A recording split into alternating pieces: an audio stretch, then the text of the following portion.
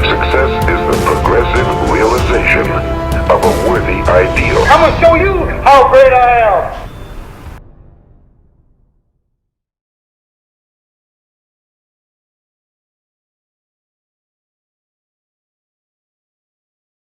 Ladies and gentlemen, boys and girls, this is Njabulo James, the host of the NJ podcast, where we talk with people from all walks of life. It doesn't matter where it is that you find yourself, whether you made it or you're on your way to making it, whether you're a fitness enthusiast or whether you're an entrepreneur, you're a person who believes in empowering people. I believe that we can learn a lot of lessons from wherever it is that you find yourself in life, or whatever age it is. I honestly believe we've got a story to share and insights to give that will make the world a better place. And the tagline that this show is based off of is my favorite one. It's success is the progressive realization of a worthy ideal, which means that you are going after what you've always wanted to go after, and not because somebody else is forcing you to do so. And that means that you're living according to your highest values. And I honestly believe that is the only way that you can live a truly fulfilled and an inspiring life. And on the show today, and we are on episode number 15. No, we're 16 today. 16 episodes. 16. Is that not your favorite number? No, because I was thinking it's number 7, because I played rugby and that was my number. That was your number.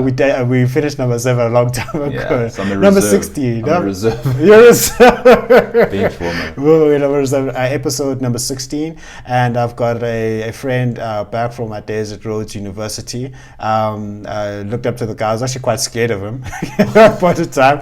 I was just see him working out in the gym. I'm like, I'm gonna go to the other section. I am not about this life. Right, cool.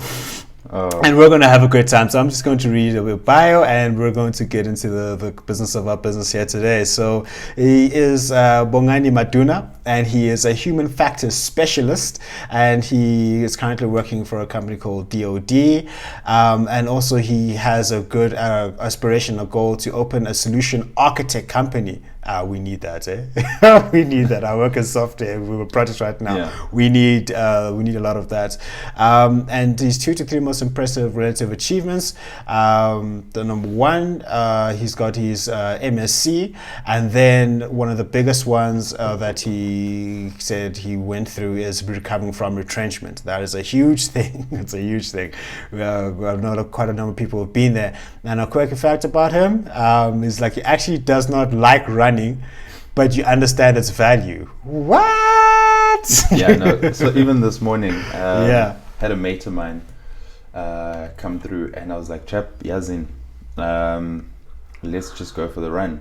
And I think it speaks to a mindset training. Most people see the physical element. For me, it's your mind. If you can put your mind in a state of, this is what you did. Yeah. No one else did this for you. It was painful. It was uncomfortable.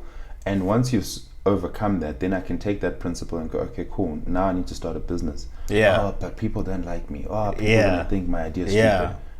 Your mind. That's it. That's what, when I'm running, most people think I'm running.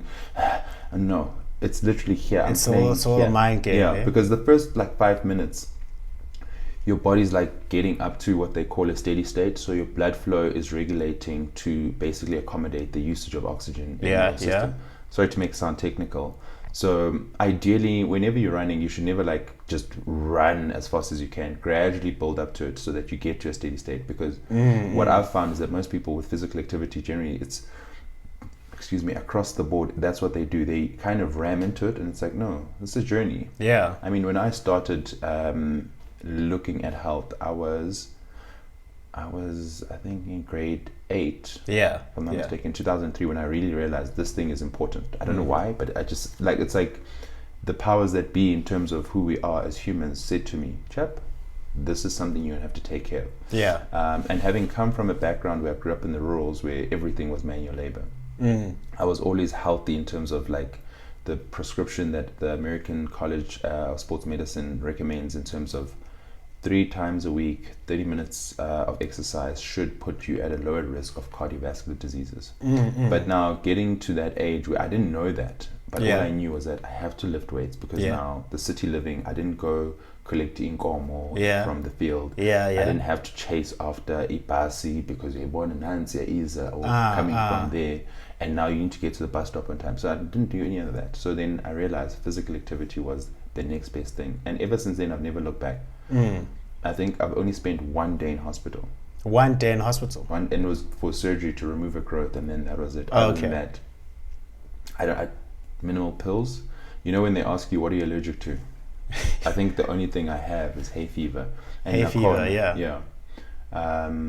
I try to stay away from pills because I rely on my body to produce its own internal support structures. So Is that it? at any point in time. So you don't take supplements like omega-3s, ginkgo bilobas, folic acids, B12s, none of that stuff? So no. So with supplements, I've gone to a point, obviously when you study the human body and you realize deficiencies because we don't get enough of certain things in our day-to-day food. Yeah. So I am a fan of supplements, but as long as people understand what the supplement or the term means, you'd be amazed at how many people misuse the term supplement. It's like the common thing I used to hear when I was still at Rhodes was, I'm taking this whey protein, so I should be getting bigger. It's like, so what do you do? Oh no, I've just been taking it for 2 months. Yeah. Yeah, but like it's a supplement. So what is it supplementing? Oh no, I just run. And it was perplexing. Yeah. You run, or no, I just come into the gym for 30 minutes. And I always used to say to guys, you must find, and when I say guys, that's unisex. You must find an activity that you enjoy, because gym on its own, or lifting weights on its own, is not necessarily healthy. Yeah. What is healthy is a holistic lifestyle, Yeah, whereby Njabs has a session where he's stimulating his brain, interacting with his friends, contacting his family, taking care of his direct health, and then there's a moment where he actually does nothing. Yeah. People don't consider that healthy. You find people going, oh, this weekend I was so lazy. I'm like, if it was planned laziness, that's healthy because it fits into part of rest. No. There's that statement. We see it most of the time in gyms: no pain, no gain. Yeah.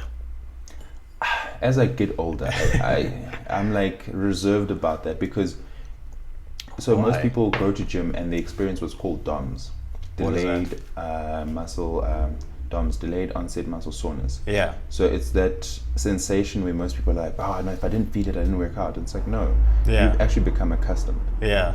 And just to give you an example, I mean, I've been training regularly, and I always say to people, it's a lifestyle. It's not. It's not I'm doing it for summer.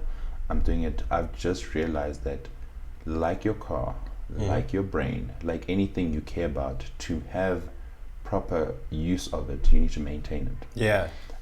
So for me, it's become more of a very personal thing to be healthy, because I've got a lot of people that I would like to touch through my experiences. I don't believe in living my life as accumulate or amass all this stuff, and then when comes the time for me to go to the next phase of being being this entity, I haven't actually impacted people's lives. I think that'd be a rather selfish way to live. I think the only reason this life makes sense is because there's someone like you, then there's someone outside, even though I may not get along with them, but they give this life diversity, richness. So in saying that, I think my experiences and everything I do must all come together and actually form something that I can give to other people to be like, this is what I did. There's other people, but this is what I did, and this is why I am the way I am. So if you aspire, there's my manual. Use it, don't use it. Yeah. But I will not do a half-assed effort on anything, because then when I give you something, it won't be complete. It won't be complete. It won't be full. Yeah.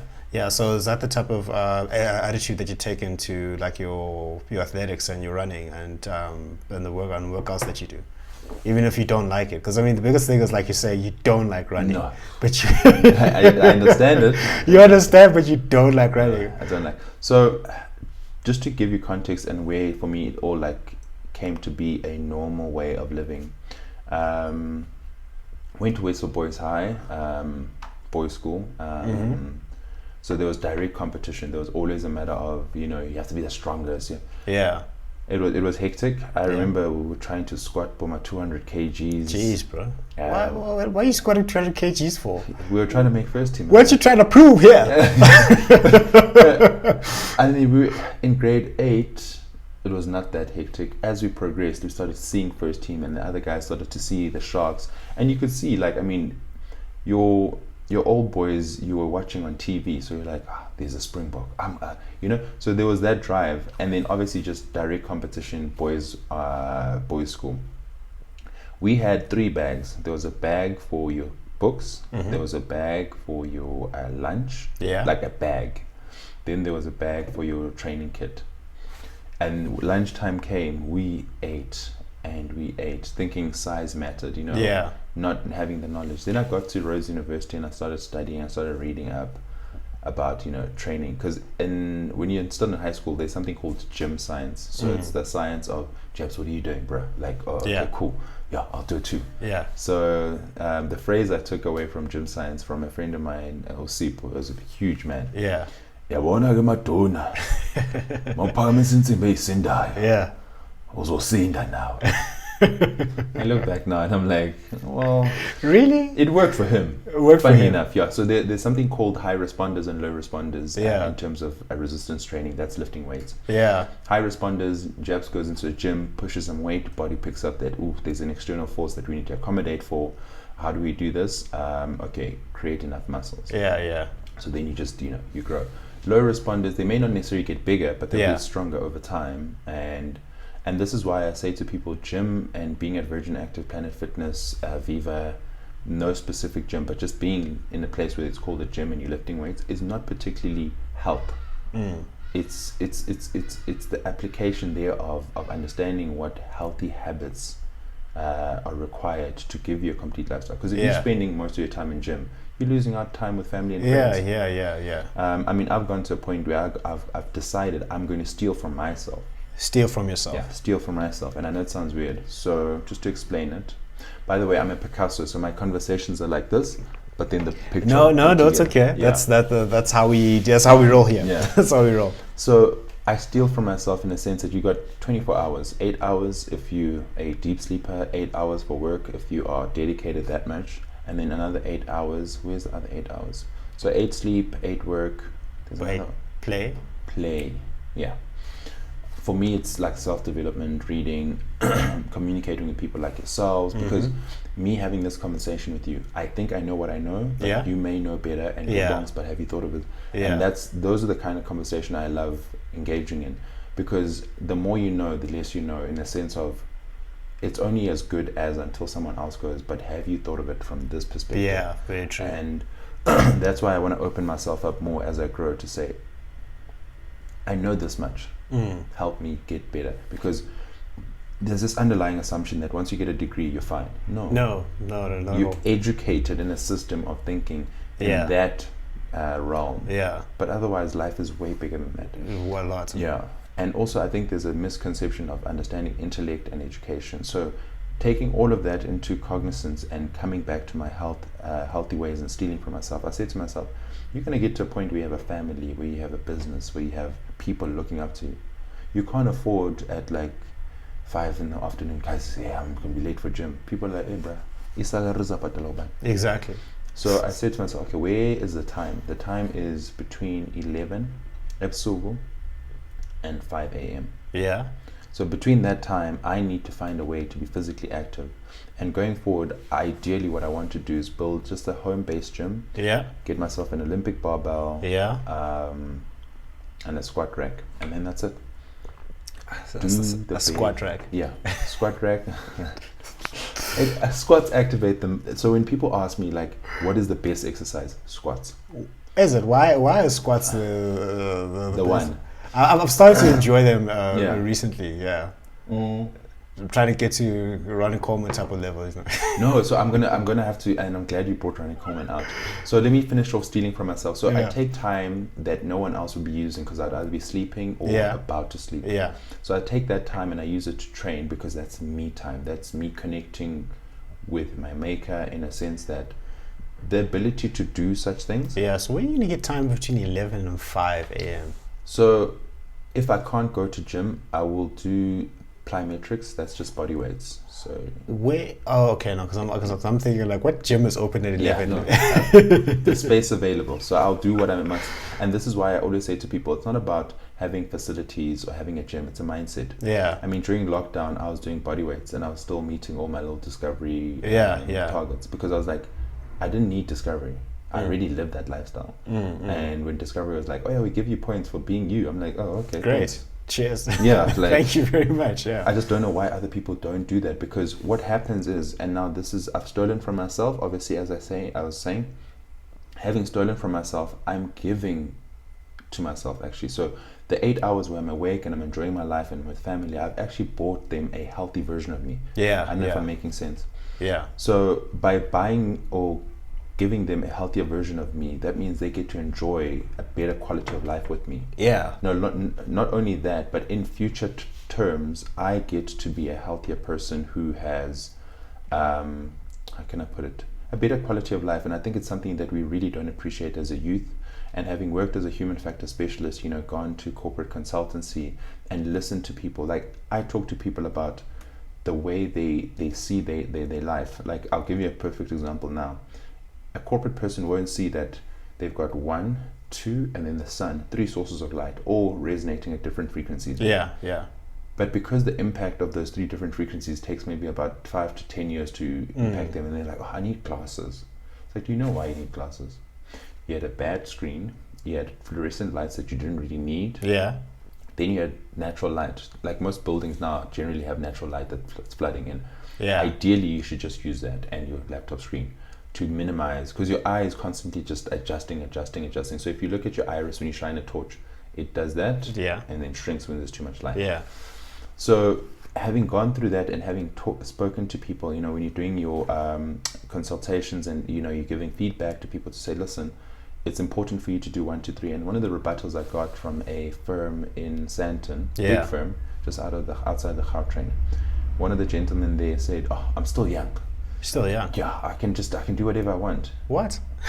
I'm like, well, that's like saving money when you're 5 years old, so that when you're 15, you actually don't even have to worry about work. Yeah. Think about it that way. Yeah. And he's like, no. So he was hunched over his laptop. Yeah.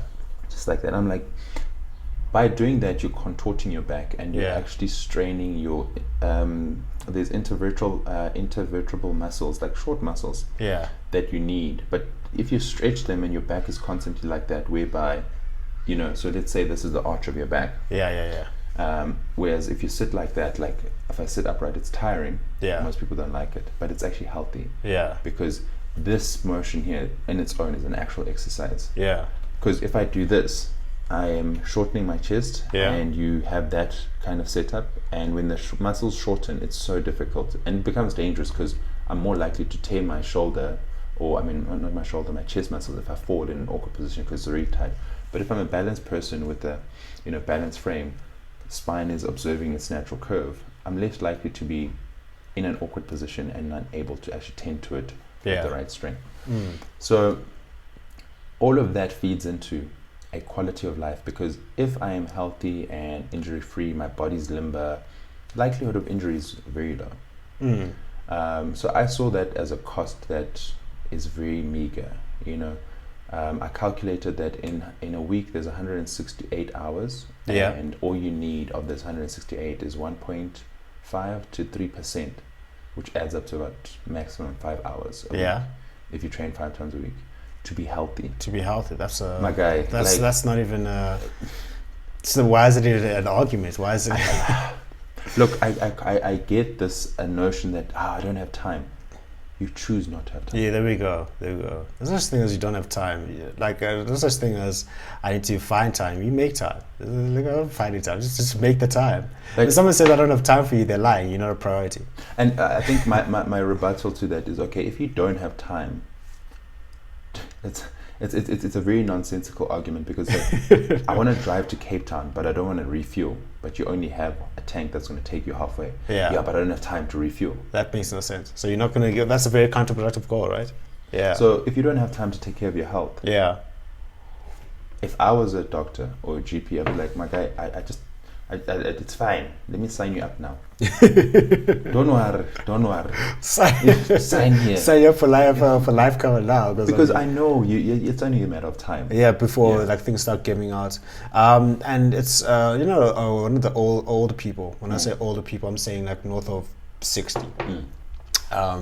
one of the biggest regrets some of them may have is that, you know what, I was at the gym this one time. I think I was 5 years ago. Oh, she's 25 years.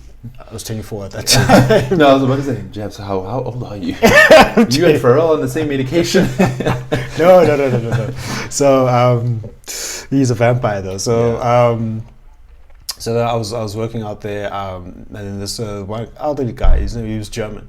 So in the change rooms, and then he said, "Look, listen, it's like you're looking good. To keep up with the disciplines." I'm like, "Thank you. It's something I enjoy doing." And then he said, "Because when you're younger, like you're 25, 28, sometimes 30, 35, you feel indestructible. True. And you want to, you just don't take care of your body, you don't take care of your health, or you just very irresponsible with it. Like people go to like gym and they want to like build like massive physiques and they'll compromise their health and with all these drugs and all these things, so just to sacrifice for the short term." We'll definitely touch on that. We're gonna get on that, please. and then they trade in their life, or they'll like be like hectic chain smokers or hectic binge drinkers, or like putting a whole lot of unhealthy stuff in their body, and then eventually time does catch up to you, and then they hit 60, and then now they have to spend all the money they've accumulated getting back their health, and it's just a sad side, and their life is cut short because of decisions that they made back when they were younger, not thinking that maybe I'm going to live until 80. How is my quality of life going to be then? So what do you think about that mindset? I wanna, you've touched on quality of life. So like the principles for me that drive me to wake up even when I don't want to. There's people that do it for clout, to be like, yo, look at me, look at my physique, and I'm like, yeah. What we see will change. Flesh generally starts to shapeshift as age and time obviously go along. What you need though is this. Your mind. Because with the right mindset, there's really little that you can't do. So when you talk about longevity, for me it's critical, because I have this ambition. Like when I'm at gym, I also encounter or interact with senior individuals where I go to them and go, how and why? How and why what? How and why are you here? Okay. How are you here? Because generally most people over the age of 60 either have a hip replacement, and their quality of life diminishes drastically. And one of the answers I keep on, like a theme basically that keeps popping up, is that, like the one gentleman said, I don't drink during the weekdays, and on weekends I don't drink excessively. Regular physical activity, and there's a law in physics. I don't know if it would fall under physics, but when we were studying, there was something called the Wolff's Law. So Wolff's Law is a very simple law. It says that use it or lose it kind of situation. If the body has a mass or a content that it's not using, it'll go, okay, it's costly to maintain this because it has to supply energy. It basically atrophies that section. But if it has a section where it's using immensely, then it kind of will build up strength and it'll make it stronger. So generally, the Wolff's Law particularly, let me not mislead people, particularly applies to broken bone. So if you break a bone, what happens is when it rebuilds, it will rebuild with like increased calcification around that area to just make it much stronger. Do not encounter that. So if you look at x-rays of people who've had fractures, you'll see like little bumps in areas with, this bone here repaired. With that said, if you are now taking on this perspective of longevity, you know that it's not a sprint, so you're not going to go into gym and start injecting things. And look, I know that most people will take that in a very to heart. Some people take it to heart. Look, I'm not saying people don't live your life. Do what you must. We don't know how you make your rack, secure your bag, but all I'm saying is that the body has a finite capacity to handle certain external, I call them entities. And if they're very foreign, very experimental, then you run the risk of hurting yourself. I mean, the liver can only process so much. So if you are a person who dabbles in such, I'd personally recommend just go speak to a professional. There are doctors out there who can recommend how these things are done. I mean, hormone deficiency is actually a thing. Hormone deficiency? Okay. So that is something you can go speak to a doctor and be like, yo, doc, do I or don't I? And then the doctor can prescribe the necessary hormone treatment. And when you say hormone, I think people think that it's different from steroids. Steroids are hormones. Some people, I mean, I think maybe me and you have probably had steroids, and lots of people have had steroids, even women, regularly, over the counter, obviously prescribed by a doctor. And when I say over the counter, it's not like behind back doors. Yeah. But the stigma that comes with the people that take steroids, behind closed doors and to look like behemoths, is generally because of the road rage or roid rage, roid rage, and whatever, So I saw it when we were still in university, people taking things, and I was just like, what are you doing? Why? Yeah. To what end? Yeah. What qualifies as a steroid? Is there a difference between you go to like Discam or like these supplement shops, and then you've got stuff like your creatines, your whey proteins, your mass gainers, your testosterone boosts, and all those things. Do those count as steroids as well, because they alter your hormones, or there's the different classes? I'm not too well versed on these. Yeah. So, excuse me. I'll be honest with you. I want to say steroid junkie. My theoretical knowledge on that stuff has kind of diminished because excuse me, I used to know like the particulars because we studied it, but then when I realized what I needed and what I wanted, which was the supplements, so your creatine, your BCAAs, your collagens, and as a testosterone, I think would fall under steroid.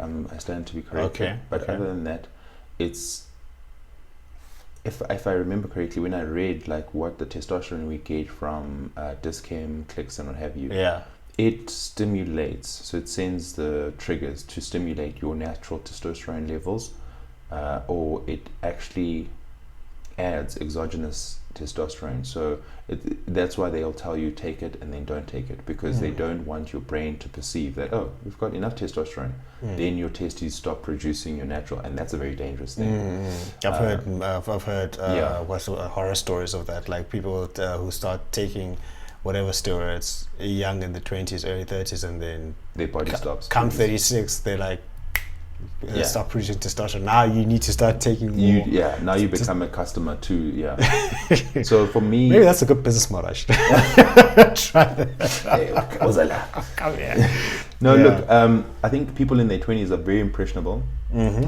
So all the things you're talking about in terms of what qualifies as a steroid, I think if it doesn't, if it's not sold over the counter and it's not on the banned list of like what athletes take, this might actually, no, that I won't be able to talk about. That's fine. There we go, we found what I can't talk about. So athletes though, we'll chat about it off the record, but athletes, very interesting way of doing things, because they have professionals who manage their prescriptions. Okay, that's good. That's all I can say with that. But you as an individual doing your own thing in the bathroom, I mean, it's dangerous. You're going to hit a nerve. And if you hit a nerve with those needles, it's not worth it. It's not worth it, Yeah. So, I mean, I'll tell you my story. At first I thought being big was the thing, size. No, being strong is critical. Being strong is critical, because if you're strong, you can handle anything. But looking strong and not being strong, two totally that's different very things. Dangerous. And also I think people don't understand, especially men who want to obviously accumulate a lot of bulk. Do you know how difficult it is to carry 150 kgs? you weigh 150 kgs, then your bed has to change, your shoes have to change, your clothes have to change. It's a lot. And you actually you also have to eat like a load of food. To maintain that. Because your body is a furnace from a like a biological activity perspective. Then I realized I can actually get stronger with the same frame. Like you can actually push 200 kgs squatting, no straps, no nothing. All it is the technique. So there's something that people generally miss at gym, synergistic muscle interaction, whereby you allow your body's capabilities to be the limiter. So when I was at Rhodes, one of the things I used to do is I used to put the kidney belt, and then I would, and I noticed that it added 10 kgs onto what I could squat. because my spine now was like this. Well, oh, okay, yeah. Then I'll take it off, and I'll never forget. I think I nearly fainted. Take the belt off, put the same weight. My spine did that. I felt the discs do this. Ish. You know, like you didn't break anything, no, right? Thank the Lord. And I was like, nope, never doing this again. No. Because I'm not getting paid, no one's pushing me, and I said, you're not on Instagram. So, yeah, talk about Instagram. I don't do it for Instagram. I do it for people I do it for this. I do it for people who want actual genuine knowledge. Well, you can get paid on Instagram. So why don't you do it? Just get paid on Instagram. Be an Instagram bodybuilder, you know. No, I'm kidding. No. I'm just joking. The reason why I wanted to go in on that is just the people. I don't know what it is. 140 character experts. I think has increased that. No, we need 140 character experts. Yeah, have you not seen those people? Someone will go read a tweet and they'll come to you and Jabs, no, you're wrong. I read on Twitter. You read on Twitter. Tell me more. Yeah. How many tweets did you read? The whole thread. Like that, you've got entire academic journals that you should go read. You've got books and you read a tweet now. You are Dr. Osmanban. Oh, come on, guys. Let's try foster a culture with people who want to actually think. Do you know? And do you know how difficult? And I mean, Lendo show you. And hence why I, as I said, there's certain topics I won't delve deep into for that very reason, because then it becomes, no, but Usman Bani, or she said, or he said. And I'm like, no, let's critically engage to the natural conclusion of that topic. So if we're talking steroids, or if we're talking supplements, or if we're talking gym, as I was saying to you, a size thing, you don't need to be huge to be strong. Yeah. As to that, I mean, yesterday I was... As I was debating with a friend, we were chilling in the afternoon, debating with a friend. I was like, "Is bodybuilding a sport?" And we're like going back and forth. I mean, like, as bodybuilding, you do sports activities to look good on the day, but then some they just said it's nothing more than just a pageant. I'm like, I can see what they're saying there. And then she said powerlifting is more of a sport. Oh, okay. So then, because you actually lift on the day, it's quite a judge against other people. And then we looked at YouTube videos of these powerlifters, guys like squatting mad amounts of weight and lifting, and they do not look like. They're not huge. No. They're not big. No. They're like, what do these guys do? Like the muscle definition is not like they don't look like strongmen. But then. The way that they lift, I'm like, how do you get there? I like that question, how, and this is like where when I tell people, like, I've got an annual training program, because you know how people come up to you, oh, Jeff's gonna give me like just a week training program. It's not a week. A week. It's an annual training program, and when I say annual, it's also like lifelong. So when I was 25, there's certain things I could do that I will never do now. Not because I don't want to, because I know that my wear and tear is at a certain point in time where I'm preserving my knees. I'm preserving my risk appetite must also reduce. Like when I was younger, put on like 250 kg squat. Can do this. What are you trying to prove here? So and this is the thing. Like, what was it? There was ego. There was showing off. There was I want to make sure people hear I'm in the gym. Lightweight, baby. Lightweight. So, I mean, Ronnie did inspire a lot of us. He did. And I mean, when I recall that back into that health suite at Rhodes, when you did HKE, you needed something that made you look different. And for me, naturally gifted with legs, I never want to lie to people. My calves were just always big. Oh, okay. They were just always big. Was just always genetically, big. That's how you were set up. Okay. So I accept that, and people were like, I want to build my calves, and I'm like, you must be crazy. You know how blessed you are to have small calves. Why? Hear me out. You're effectively built for running. Look at Usain Bolt. Usain Bolt could never run if he had my calves. He could never do that. My calves weigh, I'd say, anywhere between probably 15 going downwards kgs. Imagine having to swing that at those speeds. You couldn't. You would have to have such huge quads. Everything would have to be proportionally bigger. So I take from, like, if you look at nature, like, look at birds. They have nothing on their stalks. Even chickens, they have nothing on that leg. Yeah. Similarly to cheetahs, there's nothing there. But you go to a tiger, all that meat weighs it down. So for me, I'm like, also play to your strengths. You can still be So there's, if I remember my body classification, there's a mesomorph, endomorph, and endomorph or something. Something like linear one. Yeah. So just don't force it. I mean, I've seen guys who I'm like, I know you're a skinny guy, but now you've been juicing and now you look like that. You look good. No, you don't take it away from you, but yeah, you look like that. Yeah. The moment you stop taking the stuff, you fall down. Yeah. So then the question becomes, how long can you live or keep processing the stuff that you have to put into your body to look like that? Yeah. And this is where now, as I said, I go back to the point again, stealing from myself to buy a future version of me that's way better. Because there'll come a time and point where you have the time and money, but you don't have the body. And that's a sad thing to see, and it happens way too often. Too often, and I think in the day of today, a mate of mine once said, Bongani, you don't have to go to school. Information is readily available. Even though there is also misinformation out there, if you're discerning enough, you can kind of sense when it's misinformation. It's, hey, Jabs, I want to learn. I'm being lied to here. No. They said do this. In 2 weeks you'll be fine. Yeah. 2 weeks. And I always say to guys, and women especially who come to me and they're like, I want to lose weight. I've got a wedding. And I'm like, no, it's a wrong reason. I can't help you. And I don't want to be involved in that. It's unhealthy and I'm not going to prescribe to that. Yeah. And people look at me funny like HL, and I'm like, no, I want you to have a greater purpose. Yeah. Losing weight and looking good is not, for the weekend. It's as I keep on telling people. For me, I was lucky enough to I want to live to a certain age. There's so much I want to do, and I realize in order to do that, I need a healthy, I call it a vehicle or vessel. Yeah. Because it's carrying this, and for this to get to where it needs to, I need this. So, like now, I've consumed 1 cup of coffee. I'm aware of that. Okay, Bongani, you've only got 2 more today. I mean, you drink coffee during the week. You drink it regularly. So on the weekends, it's time for you to, detox. With the drinking thing. Oh, but do you drink? Yes, I drink. Yeah.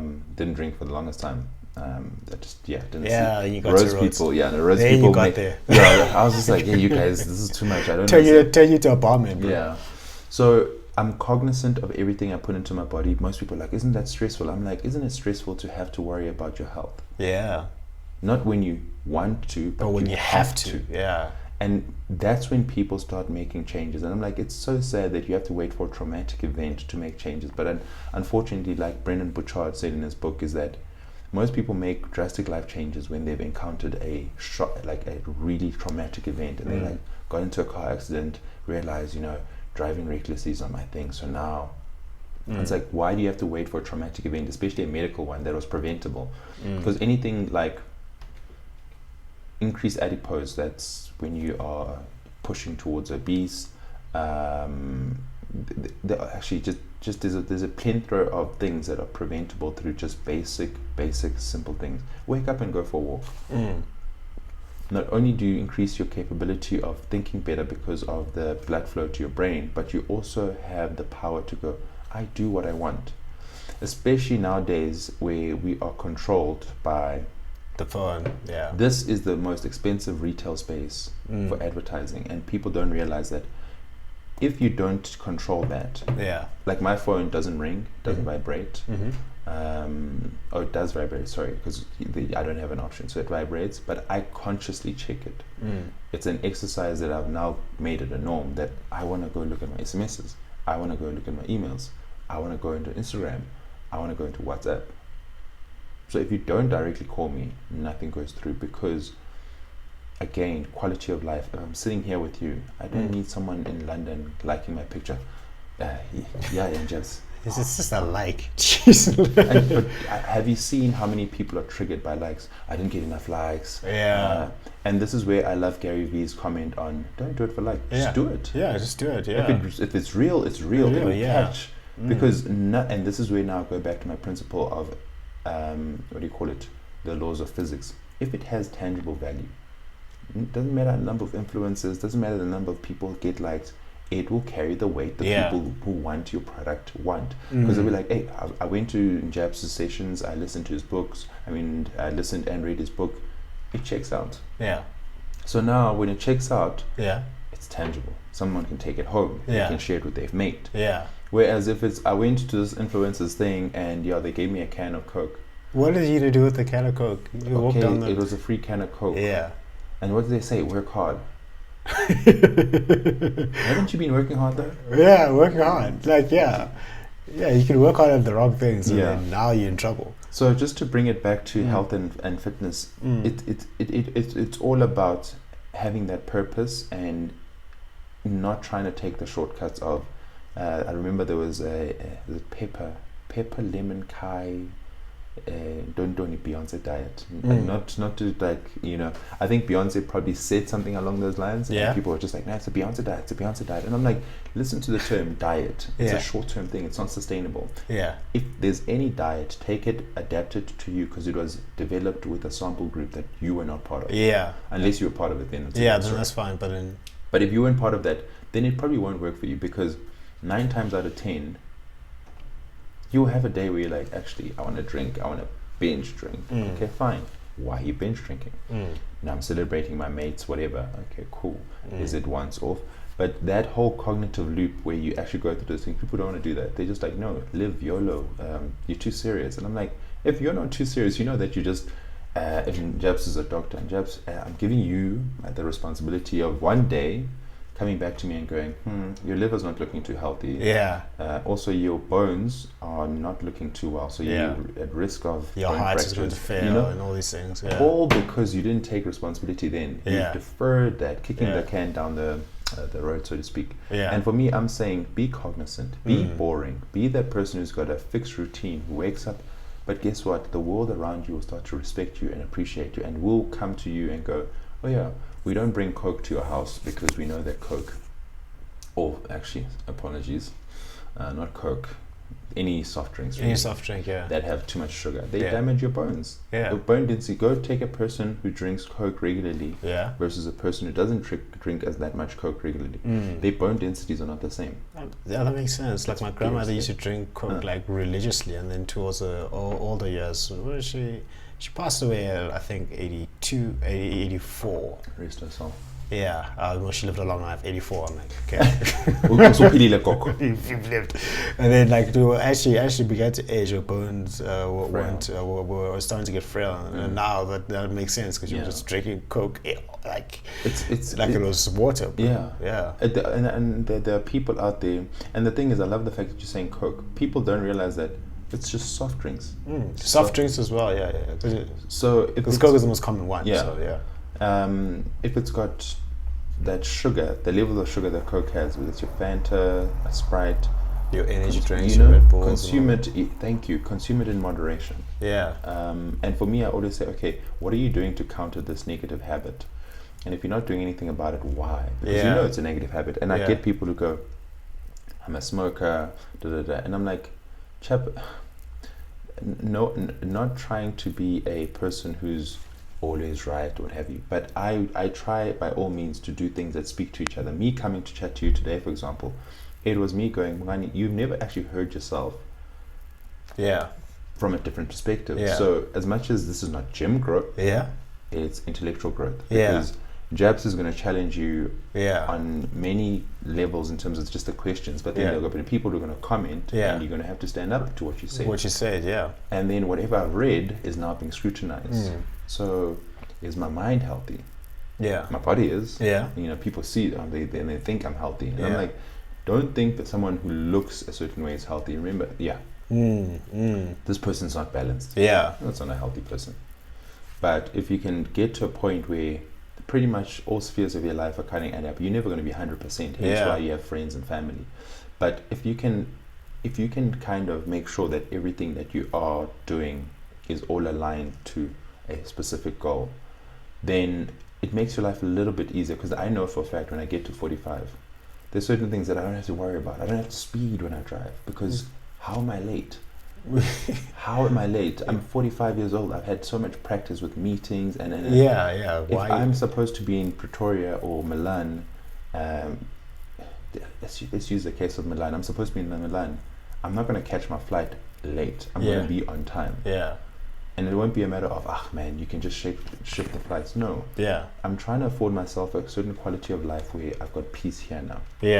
Because less stress produced by my brain is less degeneration of my body. And that's why you see these 75-year-olds, 85-year-olds, and you're like, you look so pristine. Stress hormones damage your body. Stress hormones. Yeah. So when you produce stress, it basically it produces free radicals, Yeah. which in line react with your body in a negative way. And for your body to get rid of those free radicals, it's like exhaust. Imagine a car that wasn't able to release the exhaust fumes outside, but was releasing it into. It's gonna pack up eventually. So similarly, when you're generally always stressed, generally always late, I mean, we know Joburg life. Everyone is driving at 120. Yeah. Well, not recently, but no. No, we slowed down. We slowed down. Yeah. I get it. Yeah, we're always going fast. I need to tell I wasn't driving at 120. 120. No, but if it's a speed limit, it's fine. Yeah. It's a problem. It was 140. Yeah. But I think as you can see, I'm trying to say to people. Yeah. It must all speak. Yeah. I recently had an encounter, and not to mention brands, someone said to me, I buy from a particular store because they are healthy and they got quality. And I was like, okay. So, are they? Yeah. Are they really? So what is quality? Yeah, I mean, look at their fruits. I mean, they're just so bright. I'm like, okay, let's put it outside.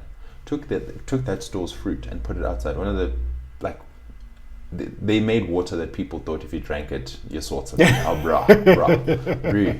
So yeah, we should try the milk, eh? Yeah. Yeah, because I was like, guys, if the water does that, what does the other things do? Yeah. So took that company's food, put it outside. Flies were like, nah, we're not trying. No. So when something is organic and like pure, nature will interact with it. Nature will want to interact with it. Yeah. But if it's not, and people are like, something's wrong with this. Yeah. So I mean, if I took a McDonald's burger, we all know this. We've seen this. Yeah. Put it out there. The flies are like, bruh, go eat your cardboard. You're playing games with us. Let's not do that. We want real meat. So when you talk about this health thing, Jabs, it must speak to the things you buy day to day. As I say, the cup of coffee. If you're buying your fruits and you're like, oh, it's healthy, and you're paying, let's say you're buying a bag of apples and it costs you 58 rand. Yeah. Bruh. Bag of apples, 58 rand. Yeah, like. Yeah, that's a bit much. That's a lot. That's steep. It should be costing you like around, I think, 20 something rand. Yeah. Nonetheless, it's quality. I bought it from this store. Marketing companies are amazing. We need to appreciate that. Yeah. Just first and foremost, know that you've been marketed to. Hence why I try and live a conscious life. My phone doesn't tell me what to do. I tell it what to do. Yeah. But in the days to come and where we're going, I don't think people realize how much control external forces have over us. I mean, you're producing content that tells us how to kind of live our life. Not in a nefarious way. And I don't know if you watched the whole of Social Dilemma. But I watched that and I got scared and I got depressed and everything. Like, all the emotions. I got and then I'm like, this is brilliant. And I'm like, this is brilliant. This is business. I went through all 5 stages of grief, and then I came to the conclusion, the Social Dilemma. I'm like, this is brilliant. Yeah. Actually, no, this is brilliant. Actually, and in line with the takeaways from the humane technologies, and for me, that's what I want to be part of. Hence why I live the life I live. Hence why I share my health journey with people. You'll notice that I share just my health journey. Yeah. Purely because it's unhealthy to share everything. Yeah. There's this fundamental flawed statement where people go, "I have nothing to hide."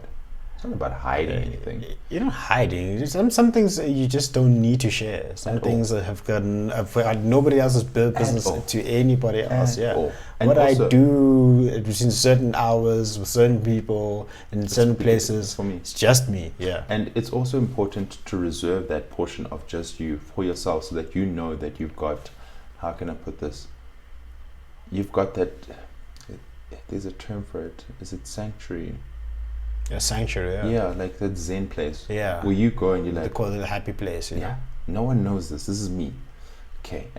But the moment you expose that, now you have to account to the crowds. Yeah. And take any celebrity and just ask them, how does it feel being a public entity where people have shares in you? Yeah. Japs, you didn't drink enough coffee, so I'm not going to buy Starbucks. Starbucks pulls their funding from exactly. Like, hey guys, now you're guzzling Starbucks this side, you're drinking Red Bull that side. Yeah. You have to wear these clothes. Maybe let's say you're sponsored by a company that makes spandex kind of things, and you look like a Popeye. You're drinking uningi. It's too much. Yeah. So reserve the right to have moments where you're like, I just want to break down and be human. I don't want the world to see it. You know, you look at the Kardashians and you're like, guys, I can't imagine what that does to you. I'm No. not saying it's wrong or anything. Yeah, but then it's like you're being followed around 24/7, And that's the way you make a living. and that's where you're making a living. So, well, there's nothing necessarily wrong with that, I don't think. But for me, I just would be like, when do I have my 11 p.m. to 5 a.m.? When do I have me time where it's just me? Yeah, and it's unfortunate that now bringing it back to the health thing, we look at like social media and the health gurus that are there. There's good content on social media. Yeah. There's good content. But there's also, how can I put it? Trash. Sorry.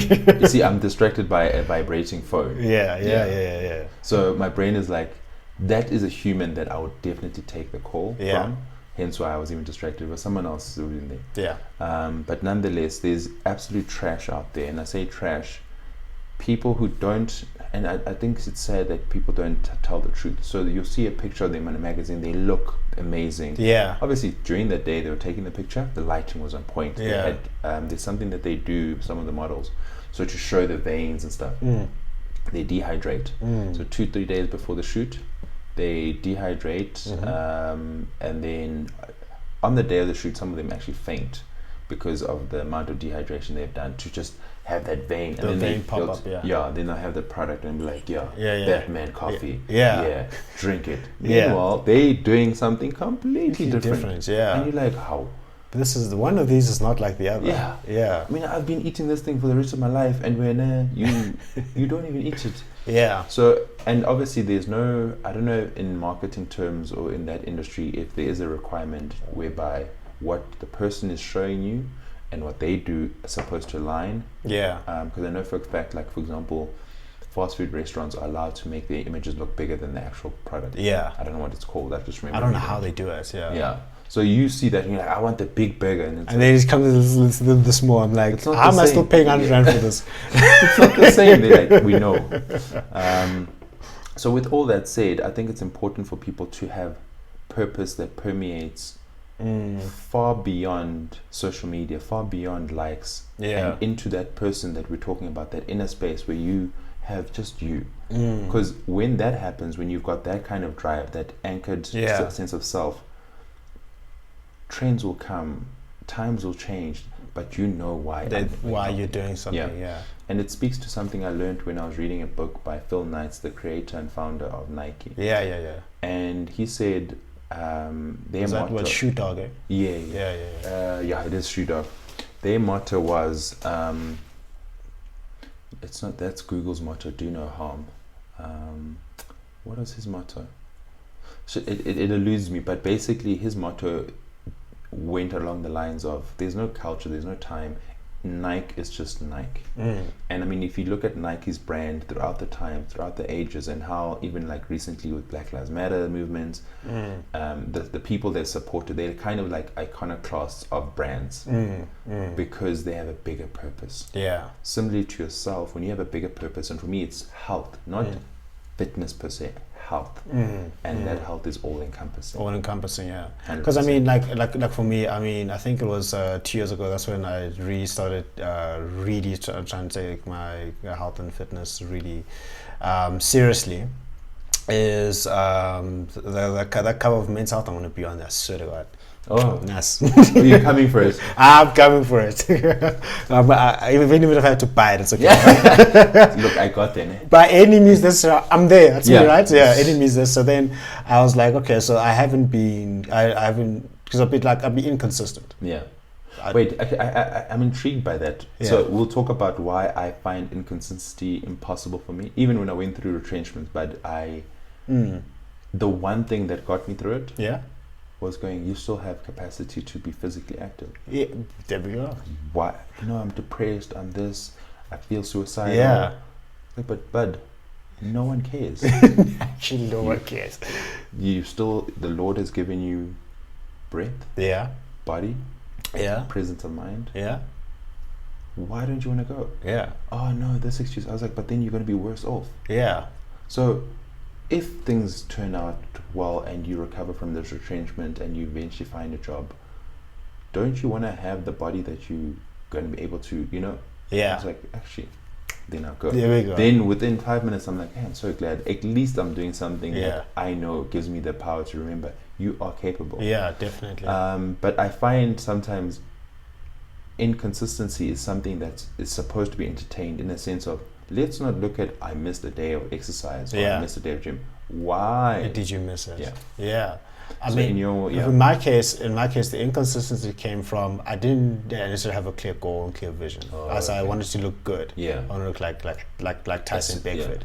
But then what does that mean? For so you? then, for me. So I went and I said, because like my physical goals, like I want to like do all the crazy physical activities, not to like harm myself. Yeah.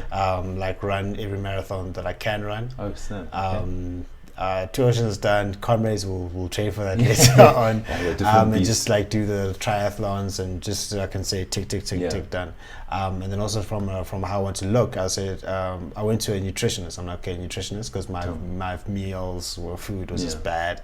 I said I want to build and maintain the body of a professional athlete, not to be one, but to maintain the body and physical of professional athletes. Then I got a personal trainer. That was another story on its own. 5 more Jeffs. No, babe. Finish up. Dog, come on! You're personal training me with my mind. No, what's your problem? I said 5. They would do that literally. I'm like, But I had to fire them. I'm like, So then the reason I was consistent because I had that goal, and then I wanted to achieve that, but it wasn't compelling enough. And then I'm like, okay, so if I get to that level, what's going to be next? Yeah. So then I had to take the long-term view into saying I want to be able to do things that I can continually do for pretty much the rest of my life. So for the next 10 years, if I do these exercises for the next 10 years, am I going to be comfortable doing it? That's the only way I really got consistent. So now my goals have changed. I want to look like, I don't know if you know this guy, Frank Zay. I might know him, but in terms of the specific, because you know when you follow someone on Instagram, you don't actually pay attention to them. So now we've talked about bodybuilding, you've got these guys who are like massive, like runny stuff. That's something else. That's something else. That's like 160 kgs of and you live in the gym.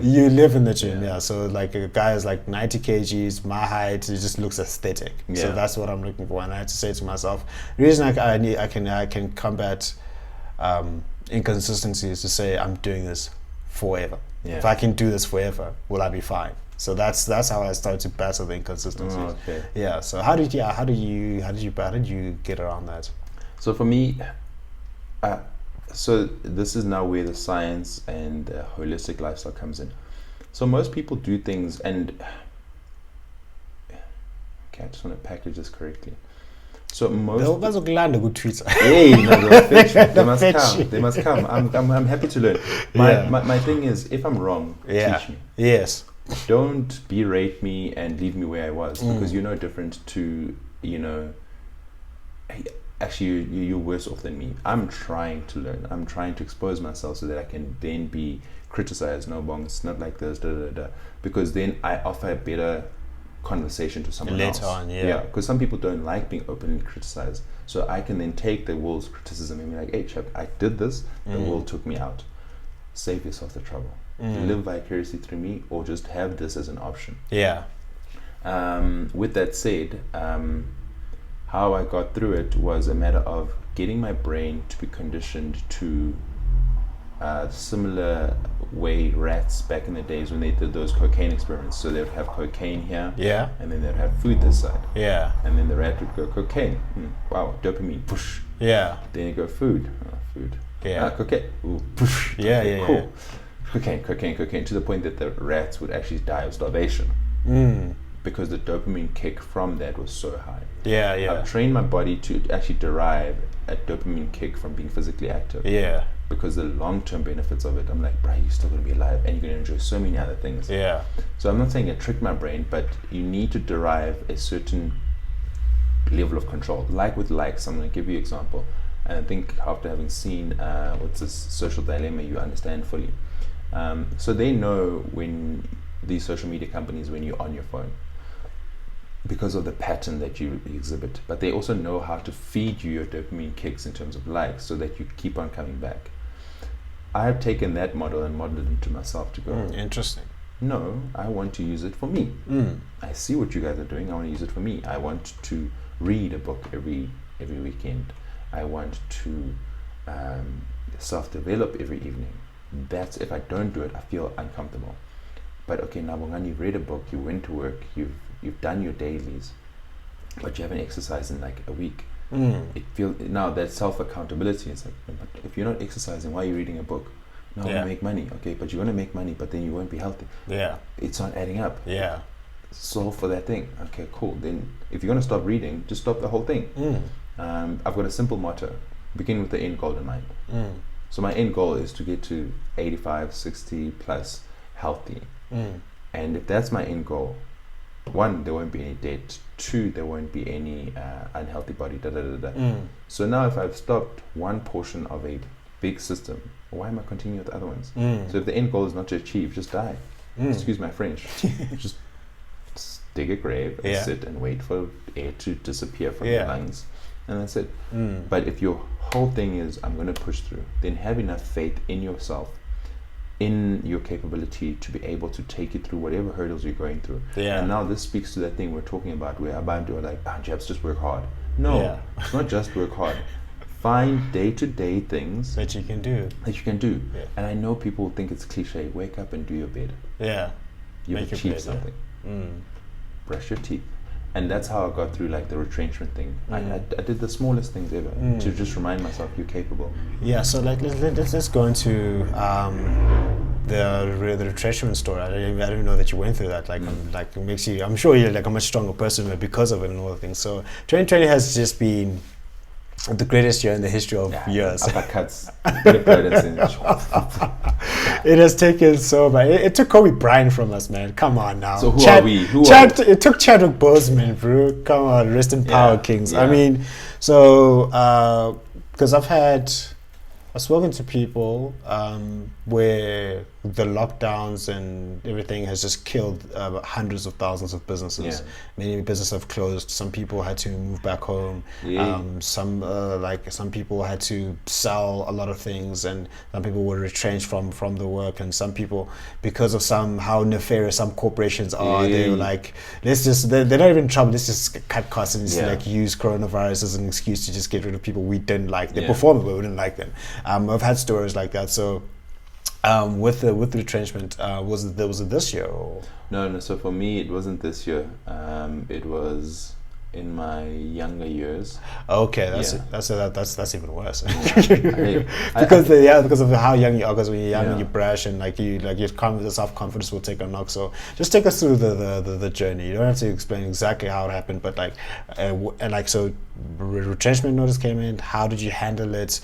What was the shock? What was the disbelief? What was the emotions of going through? Just take us through that. And so I think because I was young and we were working in a company that was dynamic. It was like a Google version of actually in South Africa. So we were all young and we were watching these situations where other colleagues are just they're being offered this. No, Jabs, listen, we've just been looking at your numbers, and I think you don't look happy also. Like, I don't know what's going on. Hey, I just don't feel comfortable.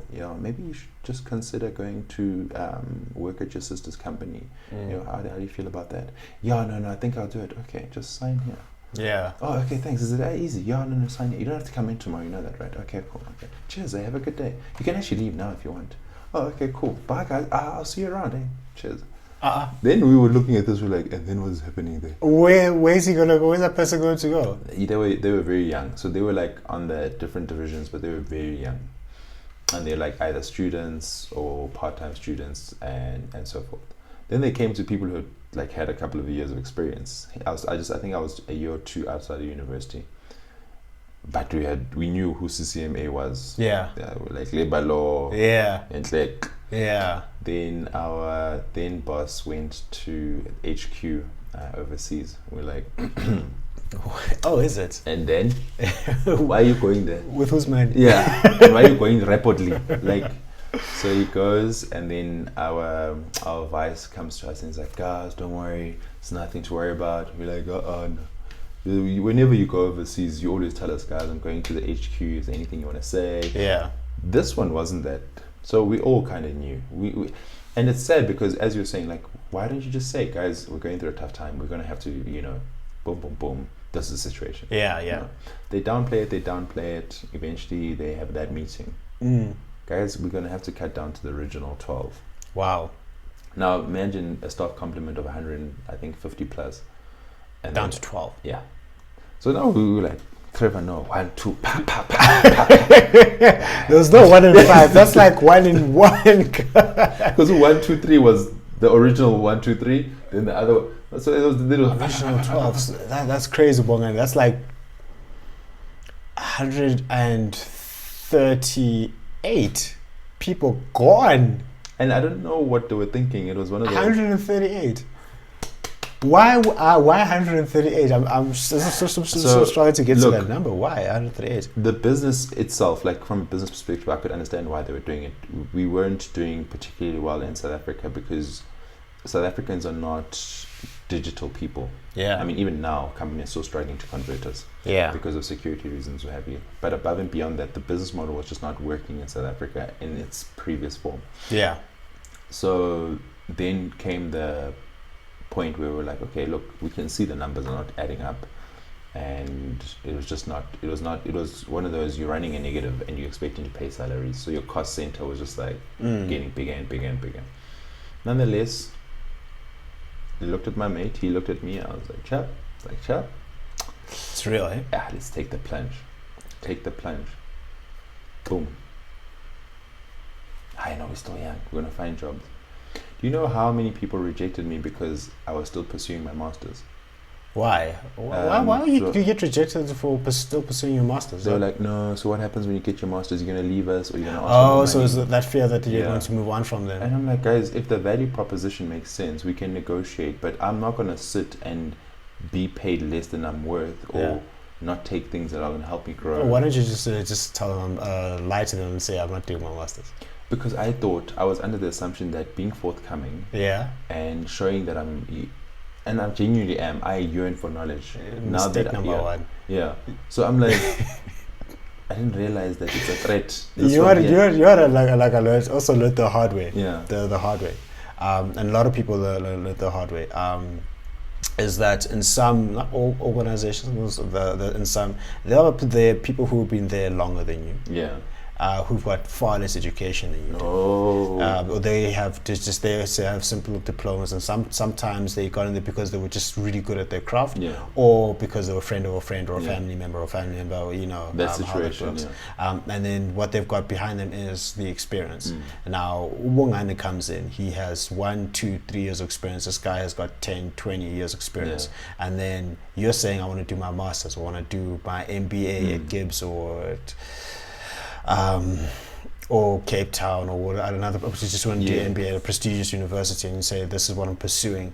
Immediately, it's human nature. It's immediately human nature. The survivor instinct kicks in to say, okay, this guy's young, okay, he has more ideas, and then he can come across as knowing more than me, and now he's going to have that qualification that is going to work me out of my job or my position.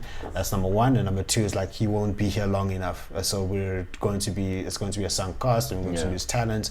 That is a mindset that is pervasive. So when I speak to recruiters and recruitment agencies, sometimes they'll say, your experience is enough. Don't say, I still want to pursue this higher education until you are in the organization. Then you start putting your personal development plan. Then you say, I want to grow in the organization, and this is how I plan on doing it. When you come from up front and say, I'm going to be doing my master's, red flags for some people. Not everyone, but it is something that's pervasive out there. Because there are a lot of people who are insecure. They're really great at their job, but they're still insecure. I was once, and like when you look at life, and I was once turned down from a call center job, and I'm like, bruh, look at me. Are you rejecting me? A call center. Captain, look at me. Look at me. So I was like, he's like, no. But shame, he was honest enough to tell me, you will get bored. Oh, okay. I looked at your CV, I see what you've done, I see where you're going, but this, and I'm not going to incur that cost to train you and then you leave. Yeah, because someone is going to pick you up. And I was like, that is fair. Yeah, you know what? Thanks. That is fair. So now it was a situation where my qualifications worked against my, because if I had a grade 12, we were like, yeah, Ozella. Yeah. Even though I still contest that there's a huge difference between education and intellect, because someone may have grade 12, but they're intelligent as hell. Yeah. They can add up the pieces that an educated person can't, because they're very linear. Yeah. People mistake education for intelligence, or and some people think because actually you can have more degrees than a thermometer and still not really be educated in life. And then like I've heard some people who you say they've got masters and PhDs, and it comes down to work, you're like, how are you? One of these is not like the other. 1 + 1 is not 11. It's 2.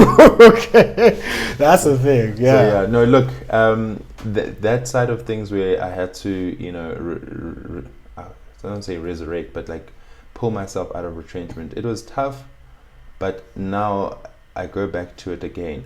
I stayed healthy. I never, because I knew that positive self-image is important. So as we say, when people say work hard and push through struggles, there's no such thing as work hard. It wasn't hard.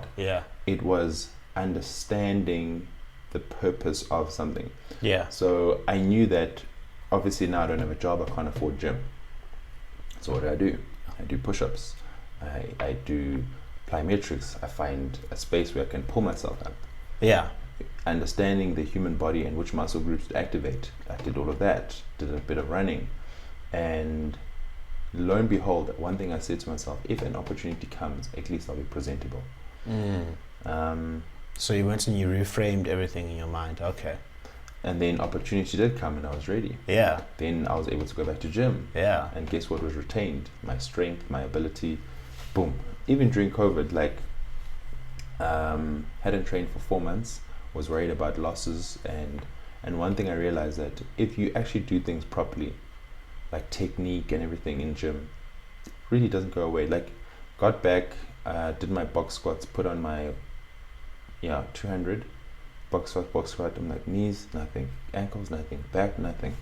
Okay, cool. Then do my box squats, bench press, dumbbell 50 kgs. I was scared, I won't lie to you, because that one you're gone. So put it up there. Don't have a spot. I actually have struggled to find a gym partner ever since Steroid, which was something that for me was actually a supplement. So studies have shown that with a gym partner, I think it's 30 to 40% of your improvements will be derived from there. Oh, is it? Even now, as you are, if you actually got a gym partner, you would have some significant improvement in your training, because it's a healthy competition. It's accountability. It's also that security when someone says, I'll spot you. As much as you can do it yourself, you have, 1, I'm competing. 2, I've got a safety net. Taking bench, for example, when I do that and come down, if I feel that there's someone next to me spotting me, I feel like I can take a little bit more. But if I don't, I'm like, you know what, stick to the machines. Obviously the machines take you a little bit longer to, train a joint, because if I'm doing a bench press machine, I can push it this way, but it doesn't challenge me here. And we all know that that's probably the critical point, where you dumbbell, there's some way in, and you're just doing these things. So there's a huge difference between machine training and free weights. If I can just go through that little progression. So machines are, I'd say, are very basic. Then barbells are intermediate. Dumbbells, free weights of that nature are more advanced, because with a dumbbell I can do squats. It's just where you position the weight, and correct positioning of the weight challenges the muscles differently. Whereas a machine, it forces you. You're going to sit down, you're going to do leg press, and that's the only motion. And we all know that in life, weight bearing requirements are not one-dimensional. So you make it a challenge from this side. So if you are able to balance yourself, it's easier. Whereas if you're, and this is where I don't like bodybuilding. It's very static. And take a bodybuilder and tell them, let's go for a long walk. They can't. They overheat. They get tired. Not to be weird, but there's very there's very little difference between an obese person and a bodybuilder who's heavy. When I say there's very little difference in terms of how their cardiovascular system is challenged. Yes, the other one's got more muscle, but they struggle to walk upstairs. So like the physical limitations are there. You know, stretch your back, I can't. Similarly, per person with too much adipose, stretch your back, I can't. Quality of life is really difficult. I mean, they wouldn't be able to sit on this chair. No. You'd be like, boom, okay. Yeah, and here am I thinking that I wanted to get one of these IFBB guys on the show. I need to get a different chair. Yeah. There's so even the bed and it's like, oh my guy, everything of yours cost you more because you cost. Yeah. And not to be funny, look, I always tell people this and for free. If I was a competing athlete, I was a wrestler, I would be taking whatever my doctor prescribes. Yeah. Because that's my life. Yeah, that is your life. That's so. But some of us it's not like if it's your profession, then do fine. what you have to do. Yeah, then do exactly what you have to do. So in closing the retrenchment recovery process, it was a matter of just. Did you ever have a point where you doubted yourself? You're like, yeah. I'm in a dark place, and I'm like, I don't know if I can get out of this hole. So no, self-doubt, suicidal thoughts definitely been there. Yeah. Where I thought, you know what, maybe I'm not supposed to be alive. Yeah. And it's I know I might sound like I'm underplaying it, and it's not easy. That part there is not easy because you lose self-esteem. You the world just seems like it hates you. I'm just trying to recall like what I was going through. You become self-destructive, you're short-tempered, because you're also trying to make sure like, no, don't test me, but yeah, I mean, getting my master's was also challenging because, you know, you've got these people that are going to judge you about your English. I wasn't brought up in an English-speaking home. I only picked up English like from 2000. In 2000 I started learning English. I was like, oh, okay, cool, this is a thing. And I came from the rurals, so there was no like, no, you watch TV. No, it was inkomo, Ishatini, Sibaya, finished, Tatomkhulu, done. Anyway, so having seen how far, as Ulendoza says, Eric Thomas, don't cry to quit, cry to keep going. I mean, if you're going through a storm or you're going through hell, because you're in it. Why would you want to stop there, right? You know, like you've come this far to die. I thank the Lord, Nkulunkulu, for giving me the wherewithal to go, boy, you're in here, but I think you know that I've given you the ability to push through it. And look, for some odd reason, I don't fear moving on to the next stage of our existence. And I know people are like, oh, death. And I'm like, guys, if it's meant to be, it'll be. Don't fight bigger powers that are beyond your control. Control that which you can. And I know I say it with such ease. I also sometimes don't follow that. I think it's an aspect that I learned to appreciate, that we as humans are very hypocritical, but we don't like to admit that. And this is why I like someone like Dr. Jordan Peterson, because he says, entertain all the different angles of your mind. The fact that today you think that this is great, but then tomorrow you have a completely different view. Because in doing that, you allow your mind to dynamically adjust to any and all forms of situations. You are not going to always be straight and narrow, but because people like this idea of going, Njabulo is this kind of person, so now I can formulate my ideas on who he is today and for the next couple of days. But when he changes his mind, oh no, but why didn't you tell me? And it's like, no. Now going back to like me being in that exiting retrenchment mode, or not even exiting it, because you get those calls when the bank is calling you and you're like, hey. And then, but what it taught me is to have the uncomfortable conversations. Hi bank, how are you? And then you know, all these things. And no, guys, I don't see have my money. bank account is set up. The thing is, I got my checking in my savings. My money's in my savings. I switched to my checking. It's gonna take 3 business days. I guess it'll come through. No, definitely that came through. I was like, Kevin, come through. So see, and this is where now I can say with surety that education helped me, because I knew how the system worked. The banks wanted to get surety on theirs, and I had to give them a detailed exit strategy of, okay, I'm retrenched. How am I going to recover their money? As much as they didn't like it, I mean, I didn't have anything. It's like suing a broke person. Like, I'm suing you. For what? Okay, take it. You're going to take my minus. You know? So you can take my debt. Yeah, thanks, bruh. So the banks were like, okay, cool, we understand. They looked at my credentials. They're like, oh, well, cool. It's only a matter of time. And thank the Lord, it was a matter of time. Came through. This is how you know the system is picking up that you're on the come up. Now your app is popping. Jabs, we noticed that you qualify for. Oh, so yeah, qualify. Now I qualify. So no phone calls. Before that.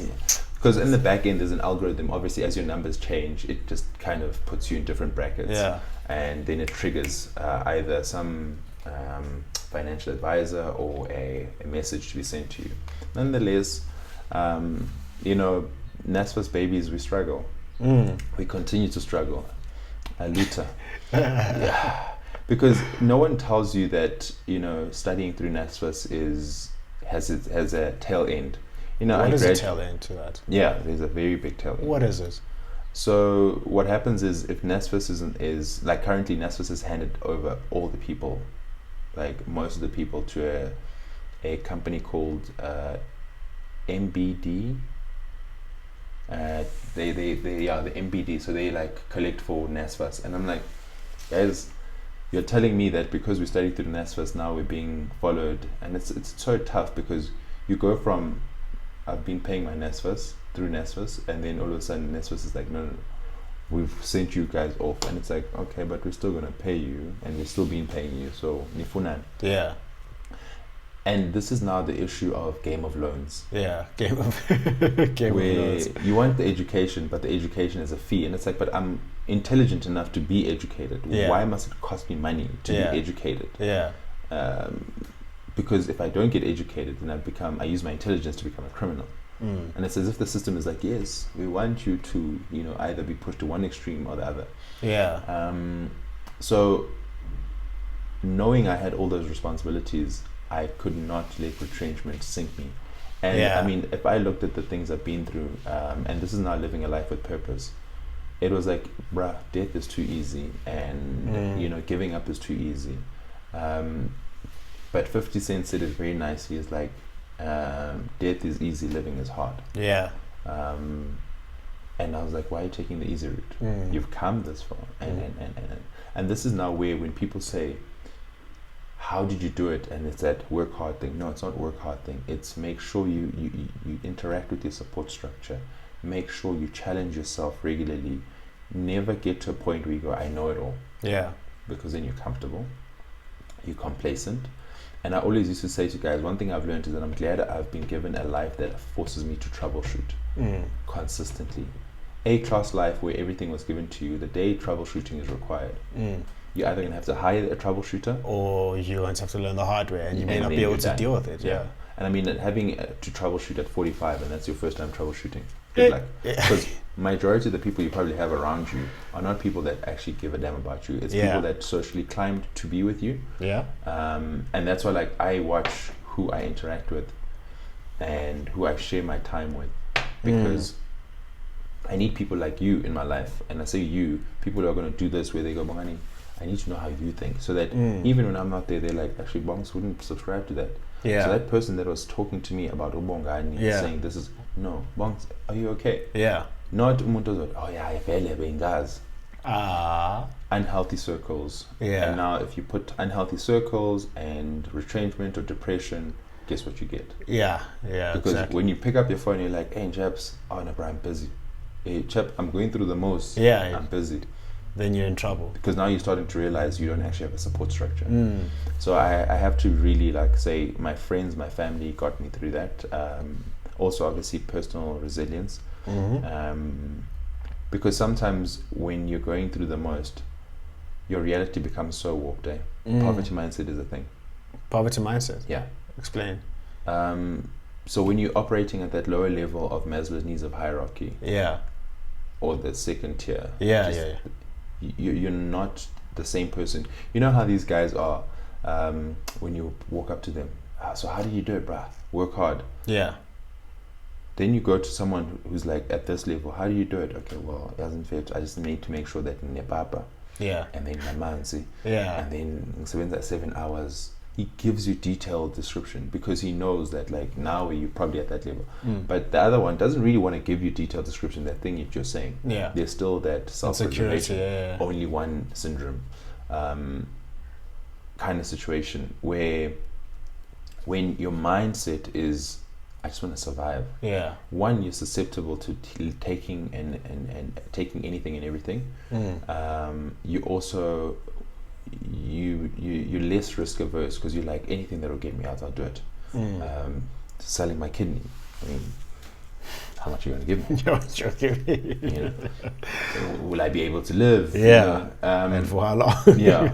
So talking about poverty mindset, there's a book by Douglas Kruger. Very just like poetry talk. Is your thinking keeping you poor?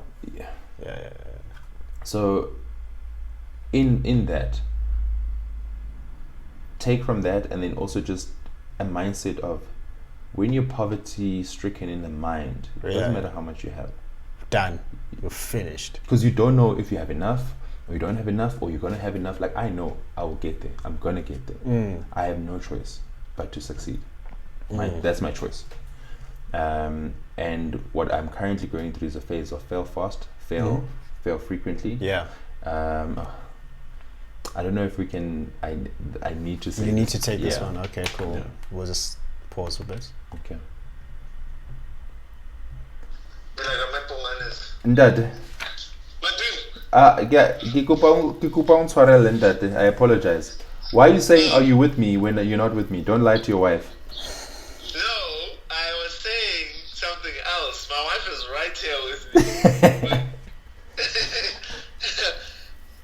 She's right here with me. Okay, I'm glad. Yeah, Chief. Okay, is this in Midrand? Yeah, MC. Okay, please send me a location. I'm currently still in the interview. Well, it's a podcast, we're talking, but I need to introduce you to this gentleman. So I'm going to do it because now you're on loudspeaker. Say hi to Njabulo. How you doing, my chief? How you, brother? I'm alright, and you? Yeah, easy, man. You know, just out here engrossing it. Oh, okay, cool. Like you're busy interrupting me on my studio. Literally. Apologies, man. I didn't know. The guy that picked up the phone is the one that has no respect because, you don't answer a call. Lalela. I was actually trying to set you up for a layup, but now we're gonna have to charge you for coming to the studio. Yeah. No, but man, I've got a podcast. I'm 15 episodes in, actually 16 episodes in.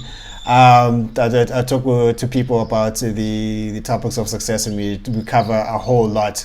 And then Bongani said that I should have you on the show one day. So. Yeah, I'm always keen, man. Hit me up. I have a lot to say. Yeah. Oh, yo. I can imagine. Yeah, I've got a lot to say. Wait, how many minutes are you guys there for? Because I wanna when I leave. Let me check. So Mohamed says he's still busy with his podcast. So actually, you're talking. Do you want us to go to Mall of Africa? Oh, just to chill. No, to do. Don't we need to buy stuff? Yeah. Does it? Do you just want to buy something else? Okay. Okay, we're gonna go to Mall of Africa, and then you just let me know when you're done, and then I'll tell you when we're done there. Then. Okay, 100%, bro. Cool. Thank you. Okay, we'll chat about Njabulo and the proposition when I see you, though. Okay, easy. All right, Konzo CEO. I will. Sharp. Yeah, his wife is like. I can imagine. All right, cool. She's so. Yeah, you'll chat to them, but she's literally a rock behind him, and it's one of those South African stories where when I was listening to him, I was like, chap, you're going far. So when he started his business, Liberty came through Uti and they offered him 80 meters, and he was like, if you want to do 80 meters, clearly there's value. Buy in, I keep my company, I keep going, and you get dividends or whatever it is that you want. They were like, no. And I was like, oh, okay, cool. I want to buy a house worth 80 million one day, and that's future value. And you want to offer me 80 million now. In 80 years, that money's gone. Yeah. So no, I don't want that. Yeah. I want something else. Wow. I want you to buy into me. And yeah, but that's the we'll story. talk about that. Yeah. We'll talk about that. Okay. So where were we? Retrenchment, recovering from that. Yeah. Yeah. Cool. Yeah. So take us. Yeah. So just finishing off, just how that happened. As I said, support structure, and also just honoring your reality. Something that I think we haven't touched on, living your truth. I realized that I've got friends, and then I've got acquaintances. Yeah. And through that, and again, now this is where I speak about holistic health. Some people like me because they're like, I can derive health benefits from this guy. Yeah. I just have to talk to him. Some people like me because I'm just me, which is the good part. And those people that like me for me allowed me to express myself in the rawest form I could. Like the hurt, the depression, the anxiety, because you go through it all, and I think I can even talk about it now because it's reality. It's something, especially black men and stuff, we don't talk about these things. Because it's taboo for Njabulo to have tears. It's like, but he's a human. Yeah, I'm a human being. And this is where now something, and it links to something so much bigger. Just to touch on it, where do we think some of these GBV cases emanate from? You've got pressure from work. You have black man who's undermined by his boss. Who is the person who can't fight against you? I'm not saying it takes, it makes any excuses for it, but black men in South Africa really don't have spaces where they can express themselves in their fullest human selves. Even their friends, like that whole thing when girls ask us, Jabs, do you call your guy friends out who you are GBV? I'm like, men, yes. And in calling them out, it's a matter of either I'll call you out or I'll remove myself from you, because there gets to a stage and point where you're elderly enough to know what you're doing, and what you're doing is actually unbecoming. I don't want to associate with that. I'm not going to police you though. I'll just remove myself from you, and you will see, like explicitly with your angsekola, because I warn you once, I show you how I treat women. I show you how I treat abantu, forget women, abantu. I come from a place where, because humility was the only currency that really mattered. Poverty, we never felt it, because if you had sugar and I had milk, we would share that, So I actually had milk and you had sugar. But in the society we live in now, and when you come to the burbs, it's all about self-serving, to the point that now when you look at male interactions, men don't tell each other honest feedback, because I'm like, what if Njabs is going to be my next hookup to a job, so I don't know, because I know he's got links, and that's something else we must speak about. And I know that most people don't like what I'm saying, or won't like what I'm saying, because I'm saying let's live, for lack of a better term, transparent lives, where we know how Njabs is going to make it. Like in 10 years time, you're going to be famous, you're going to blow up, you won't have time for people. It'll be a matter of, unfortunately, for the target audience I'm serving, you need to go through my PA. It just makes it's inefficient for me to take you. I'm not trying to floss or flex, it just makes no sense. Take Thibaut Touch, for example. Commented on one of Thibaut Touch's things, he commented back, like that was his actual comment. And I was like, it's quite authentic. Then there's some people like from America, because you understand, healthy living and have you comment, and they comment back, and you're like, But if you always retain that level of humility, you'll always be able to answer that question when someone comes to you and says, Jabs, how did you do it? And you're able to actually change their lives by just talking to them. You're empowering them. And that's, for me, that's why I believe, like, South African men, we don't empower each other. They're men with successful households who don't sit down and go, right, unzima. Sometimes your wife will tell you things and you just have to take it on the chin and go, you know what? She's right, I'm wrong. Yes, you're a South African male, but you're wrong. That's fine. That's fine. Because you know that we are turned, and through that kind of strengthening behavior, all these things I'm saying, you are a healthy individual. I mean, right now I look a certain way and people say you're healthy. No, you're not healthy if you've got tendencies of undermining anyone. Forget women, any human being. Because and I think it was Obama who said, if the only way for you to stand up is to step on others, what kind of standing up is that? And then to that, on stepping on others, I mean, I've got this book, The Black Consciousness Reader. Other books I've read called Capitalist Nigger. So a real question that I've been asking myself is, what is it that us as a nation, being black people, as a collective, need to, not necessarily say catch up, I don't like that term, but at least at least to rise, because it's become evident to me that nowadays the enemy of black is black. If you are successful and you're black, people come for you. And if you're unsuccessful and black, people still undermine you. And then this entire competition, unhealthy competition, that only one syndrome that you were talking about, only one person can, only one black can be this. Why?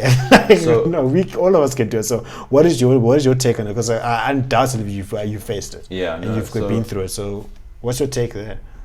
Even my accent was an issue at some stage. Why? Because I didn't have the... okay. And I'm like, say comrade. Yeah. Okay. Right, I get you.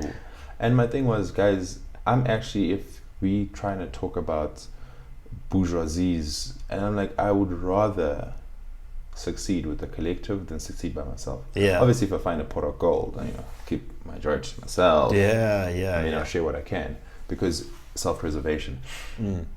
So there's a whole only one mentality, and I think it emanates from scarcity. And I don't know if I'm gonna have enough, and I don't know if I share, will they share back? Lack of trust, lack of collective agenda. Like, what is it that as a people we want to achieve? I often say to people, I'm not trying to say stop buying other brands, but make sure that you preserve your culture through behavior, through content that you consume. I mean, a friend of mine made a very stark contrast, and was like, look at GateNet and look at Mzansi Magic. What is the general idea that they're purporting? I'm not sure. I don't consume either one of them. Fair enough. One is inspirational, you can achieve anything. Oh, GateNet. Yeah. Then the other one is Bani Babako.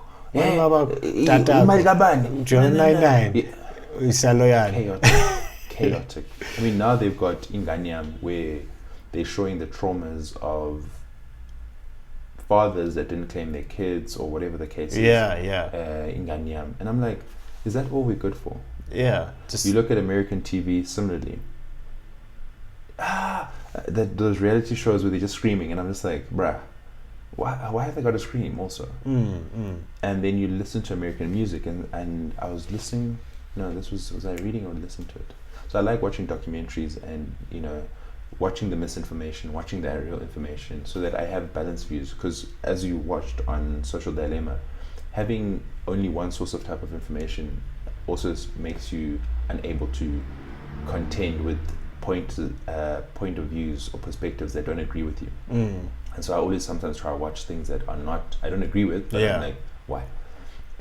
American music,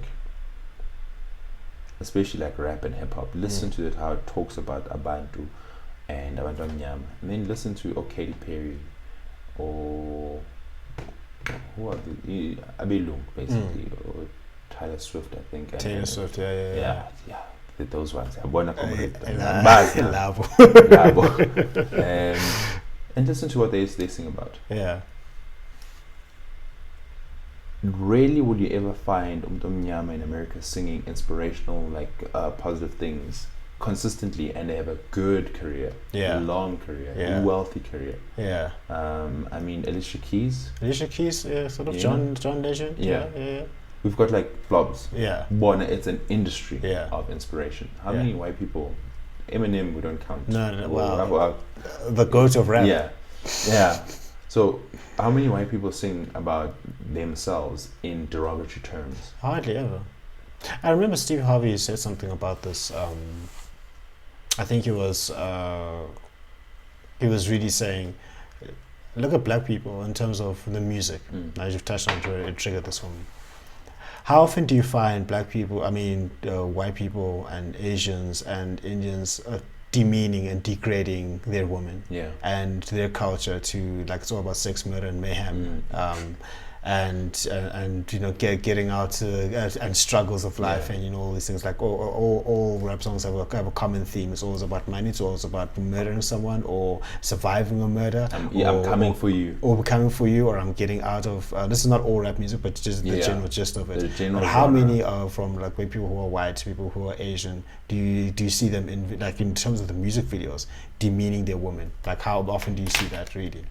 And look, you'll see them playing guitars, but you won't see them degrading their women. Yeah, I've never actually seen even like Taylor Swift when we talk about the topic of sex sells.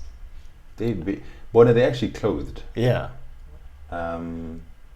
So I think, and that's what we're lacking, as to just take it back to like capitalist nigger, the black consciousness. It's, and I said this to you earlier. What do we own, or what do we aspire to own? Do we want the skies? Yeah. Do you want own the means of production? Because I don't think we feel in this world we have a place. And not having a place has left us, for lack of a better English word, ubiquitous of sort. Like we'll attach to anything that moves. Currently, we are able to build fancy houses. We are able to, you know, when you go to Mpumalanga, there's beautiful houses, but there's no economy there. And someone was saying, if we are able to create economies around where we have grown up and lived, then Njabulo is going to come through and go, guys, this is my skill set, it's worth X amount. No, chap, it's actually worth X amount. Take it or leave it, I'll go to the next guy. Whereas if Bongani is going to take his skill set to a community where they're like, yo people, no, we don't value it. It's a problem. So I think we need a collective agenda that unites us in our day-to-day, our aspirations as young leaders, and not, again, and I'm going to reiterate this, I'm not saying don't interact with other races. Yeah. But how can one respect you when you don't respect yourself? Exactly. As you said, they don't degrade their women. Their women don't degrade their men. I mean, currently right now, the theme in South Africa is that GBV is a black man being a black woman. Is that, okay. The prevailing theme. If you look at newspaper articles, what is purported? Majority of the content is Utemba did this, but we know that there are other races that have done, and I'm not trying to go for scores here, I'm just saying the mind can only conceive and interact with that which is presented either through direct media or what you go and pursue to consume. So that is a very it's a harrowing thing, because now operating as a black man in South Africa, you know how hard it is. Okay. The world owes you no favors. They will do you no favors, especially and it's a really, really tough thing. Okay, so this whole thing, all these hashtags, you know, men are trash, am I next? Yeah, we understand that, but for me, I think it's so we know the problems. Carefully. Tread carefully. That's fine. Speak my mind. Speak my mind. If I'm wrong, tell me why I'm wrong. Okay? That's why I do these podcasts, these conversations, because I want to be proven wrong. Because I'm not afraid to admit that I have biases and prejudice and bigot natures that I want to unlearn, and I want to become better. And the only way that I can become better is having these conversations and learning. And if I'm wrong, tell me why I'm wrong. And can I just interject there? Yeah. When someone is wrong, especially with these very sensitive issues, what I've encountered, it's a difficult one. And I'm like, I get you're angry. Yeah. But your anger mustn't be the reason why we can't have a proper conversation. There we go. Because let's say you said Bongani Maduna. Now, no. Why do you think? Why do you say that? Like, is it the face structure of my face? Is you compare me to somebody else? What is it? And that's the thing, though. The thing that's pervasive I see it in this country is that there is actually worldwide. I say this country, just worldwide. There can be times where people don't want to think and attack an argument, not the person. Because if I say that let's say we're going back and forth on saying, let's say I believe that, like, no, bro, I want to use steroids, I want to do this, like, and you're like, no, that's compromising how I think about the long-term view, and then I've got nothing to say, then I attack you and like whatever, like you were retrenched anyway. Now I started saying stuff like that, but what has that got anything to do with the argument? And that's why, like, I've been reading about critical thinking, Aristotle, Socrates, and one of the books that I'm going to write is about education. One of the biggest things I feel getting wrong about education is, like, you're not teaching people how to think independently, and that's and one of the things that gets in the way is your emotions. Like, so you don't want to suspend emotions from the argument. Yeah. Like, and this is why I love Dr. Jordan Peterson, because he acknowledges that you're human. Yeah. But let's be factual. And then most people are like, but you're not allowing me to be. And it's like, no, I will allow you. Yeah. But let's first conclude that this is a square box. No, but when we see it from this angle. And I had this conversation with someone where they were like, Bongani, you did 1, 2, 3, and basically I had arrived. So I had an appointment with them. Yeah. And instead of like checking up every single minute, like, hey, we're still on, I'm like, no, I'm not going to do that. They're like, but what if you weren't coming? I'm like, do you see that was a self-serving requirement? Yeah. You felt threatened or anxiety about me not pitching because of your prior experience of people not pitching for the appointments they had to do. I had nothing to do with that. I made a commitment to the appointment, and then upon arrival, you had a rather negative sentiment towards the way I treated the appointment. And the issue was, no, but I didn't know. And I'm like, no, fair. But now we're having the conversation of establishing norms. And now coming back to the sensitive topics of GBV, black men are trash. And I say black men because, again, I've never seen that type of men are trash. That's actually quite interesting. I've never actually thought about it. It's not ascribed to anyone else. That is actually quite interesting. Go on Twitter, find a Belungu who said that. Twitter. Like, I'm not, I don't even spend a lot of time there, but like, still, like, I've never actually thought about it, that the GB, it's just directly. And like, me saying this, I'm not taking offense, because most women are like, oh, no. And when I say most, I apologize, I'm generalizing, but some women will think that I'm not trying to protect black men. I'm just saying, if we can't have conversations, even us as black men, like, I cry, I'm human, and I've lost friends because I've acknowledged that I'm human, because they're like, weak, and I'm like, bruh, I'd rather be human. Yeah, I'd rather be human than like, be whatever it is that you are, because somewhere you're taking out the stress and you're not taking it out in a healthy way. Yeah. So, and hence GBV. Just not gonna, you see now, because any discerning human being, like, I can't fight, and I don't actually like get into fights anymore. Singing Dal, I used to fight on a rugby field. Yeah. Within the bounds of rugby. Yeah. As I got older, the pain is mightier than the sword. Yeah. Above and beyond that, like, I cannot understand, like, what kind of person would look at a person that is incapable of defending themselves and then attack them. Yeah. I mean, I can't even fight with a guy where I'm like, they're born and glimas. Yeah. It's like, what? Like, stop it. You know, it's an insecurity. That's the thing. I can only imagine. It's an insecurity. I mean, some psychologists say that if you are a bigger person, and people who beat their spouses, because I never understood, why would you beat your wife? She's your wife. You don't like her. If you don't like her now, you're not gonna like her with a black eye. Like, I don't understand. She's your wife. This was me. So honestly, they asked us, do you stand up to these things? So the one time I was in Durban, and I went to pick up my friends from a Good Sunday session. So at the venue, I arrive, I park, and I go sit next to the entrance. And as I'm sitting next to the entrance, this lady comes out. We're like all sitting. So I'm like, Sawubona. She's like, yeah, Sawubona. So chatting, Injani show, whatever. Oh, it was great. Then Ndluli Moto, where we're sitting, the road is there. The man shouts, Sthembiso ngene emotweni. Impege ngiyanaki ngiyithulele uSthembiso naye ithulele. She puts her head down, so I'm like, okay, cool, whatever. The guy that was in the car comes back. The sounds that I heard afterwards, I was like, I ain't no expert, but that sounds like someone's being punched. Yeah. So now I'm trying not to look. Yeah. There's pity. People are moving and people are not doing anything. Yeah. What is going on here? And I'm like, so I turn around, I'm like, bruh, yeah, call you something, but umuntu wakho lona, cela ungamshayi. Yeah. Wathi umtshithu ungena phi? Hey, I've heard that before, and now I'm like, Timbis was not saying anything, so I'm like, actually ngingena phi? So I'm like, but umuntu wakho uthi ngicela ungamshayi mfethu, uthi oh, uyamsizela. I'm like, hey, this is gonna look like there's something here. So I'm like, as in I backed off. Yeah. He continues. Beating his wife. So then, I don't know if there was a wife or girlfriend, but he continues beating her. Then what he said after that made me really think, like, the next time you actually have this kind of encounter, just think before you have it.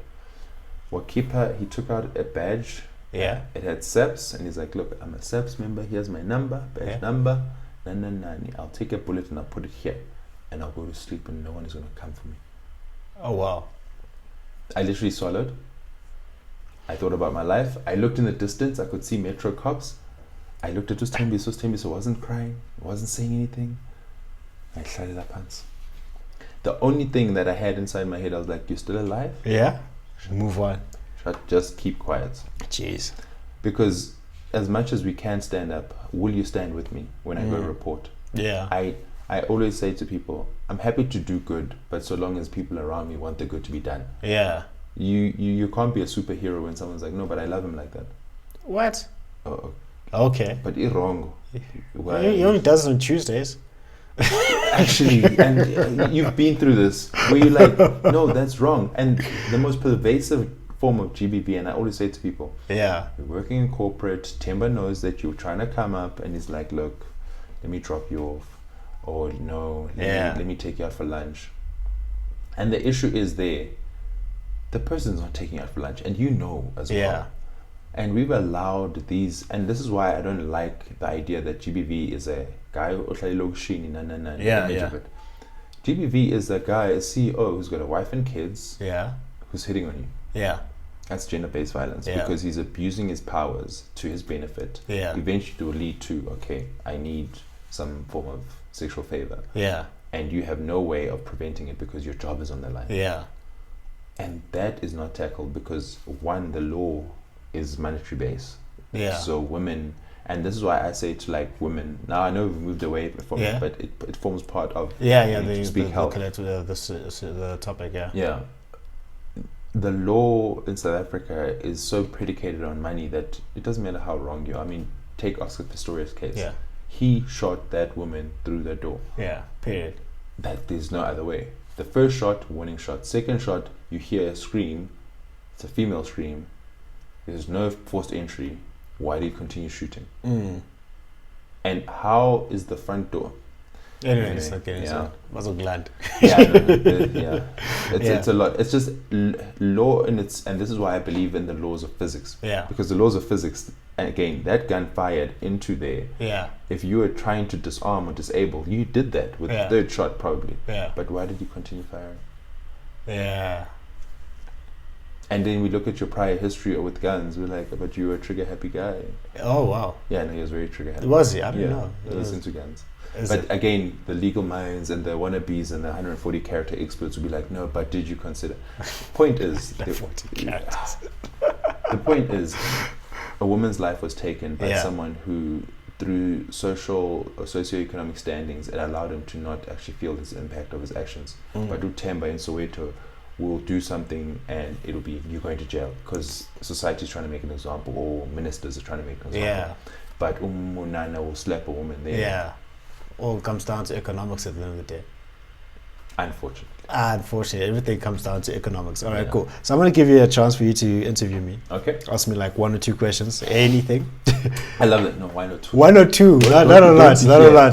No, thanks. I appreciate that. Yeah.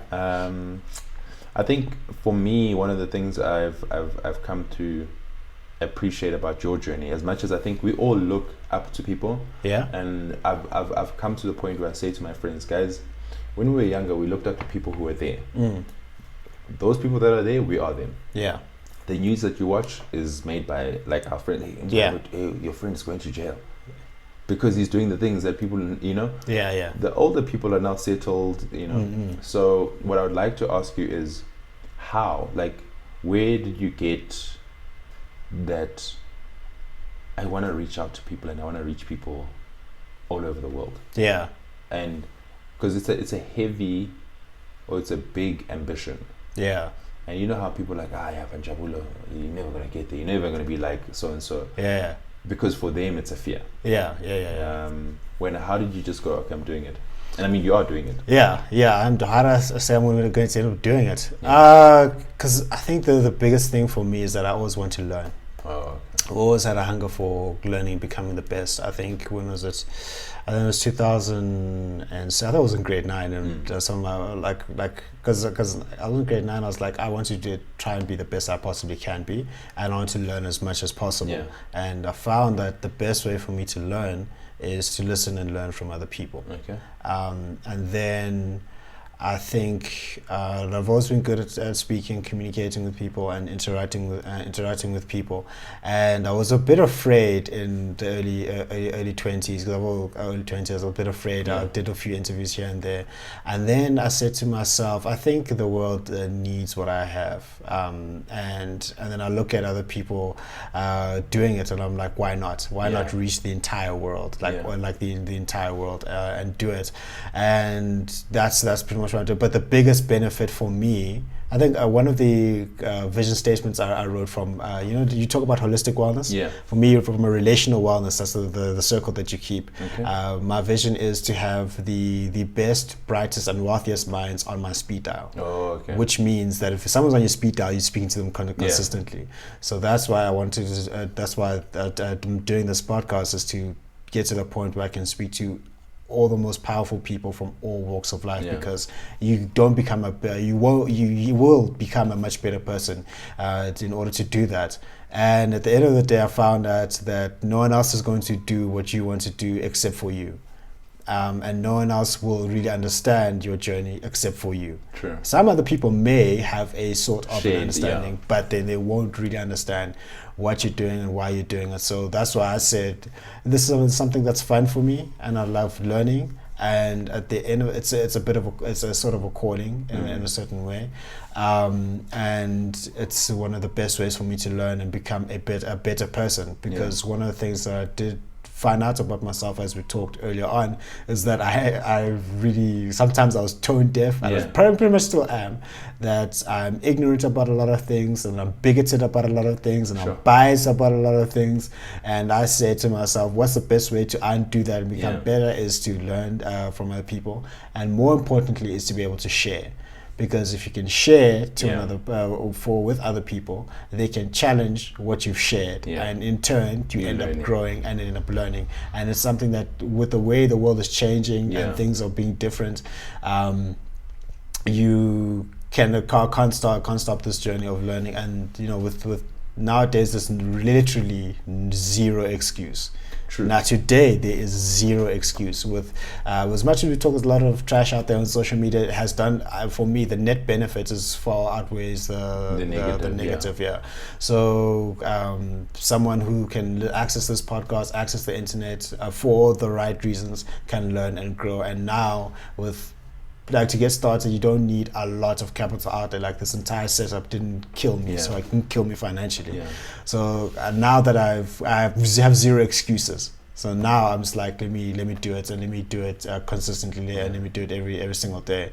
And we talked about the whole truth of like having a vision for we want to decide what you want to be when you're 60 and you're 80.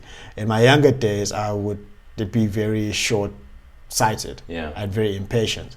But now I'm saying, if I do this for a consistent period of time for 10 to 20 years, what is it going to look like? And what can I achieve? And people overestimate what they can do in a year or two, and they underestimate what they can do in a decade. So, and I haven't been around long enough to experience that decade, and to have that decade or two of just consistently. So that's why I said, and also the whole thing of being afraid, you're always going to be afraid. The feeling of fear is never going to go away. So just do it anyway. And also get yourself used to being uncomfortable, because it's only when you're uncomfortable that's when you're pushing through. You're really growing. So that's why I'm doing this. And it's also Gary Vee said, don't do it for likes, do it for what's true. Because also, like, I've learned with like social media and all these things, likes are they hide your likes. They're not a true representation of what's there. I'm so glad you figured that out. And I learned it. So when the algorithm started to go, we want you back. Yeah. All these likes. Okay. Then I post like things that are they're factual. 1 like. Then I post like frivolous stuff. Yeah. And frivolous stuff. And as much as they may say fake news spreads, no, the algorithm exposes. Because remember, if you post something legit and they only allow me and 2 other people to see it, doesn't matter how legit it is. There's only 3 people who saw it. But if you post things that they know will create traffic for them to then go argue their case with advertisers, they'll spread that thing like wildfire, and then they'll go to advertisers and be like, look. So I don't know how that model has been allowed to like work in its current form, because it's actually illegal in the sense of misrepresentation. You're creating the idea that people are doing things when you're making them do things. But that's a story for another day. And then also in terms of like, you know, ego and whatnot, I actually realized that because like we alluded to this earlier, like how do I pick guests and whatnot. Initially I thought I'm going to go for the famous people, best people out there. However, they may not necessarily be the realist and most authentic. And because they've got, you know, these corporate sponsorships and deals, and they have to censor themselves, and, you know, like, and they can't necessarily show their heart.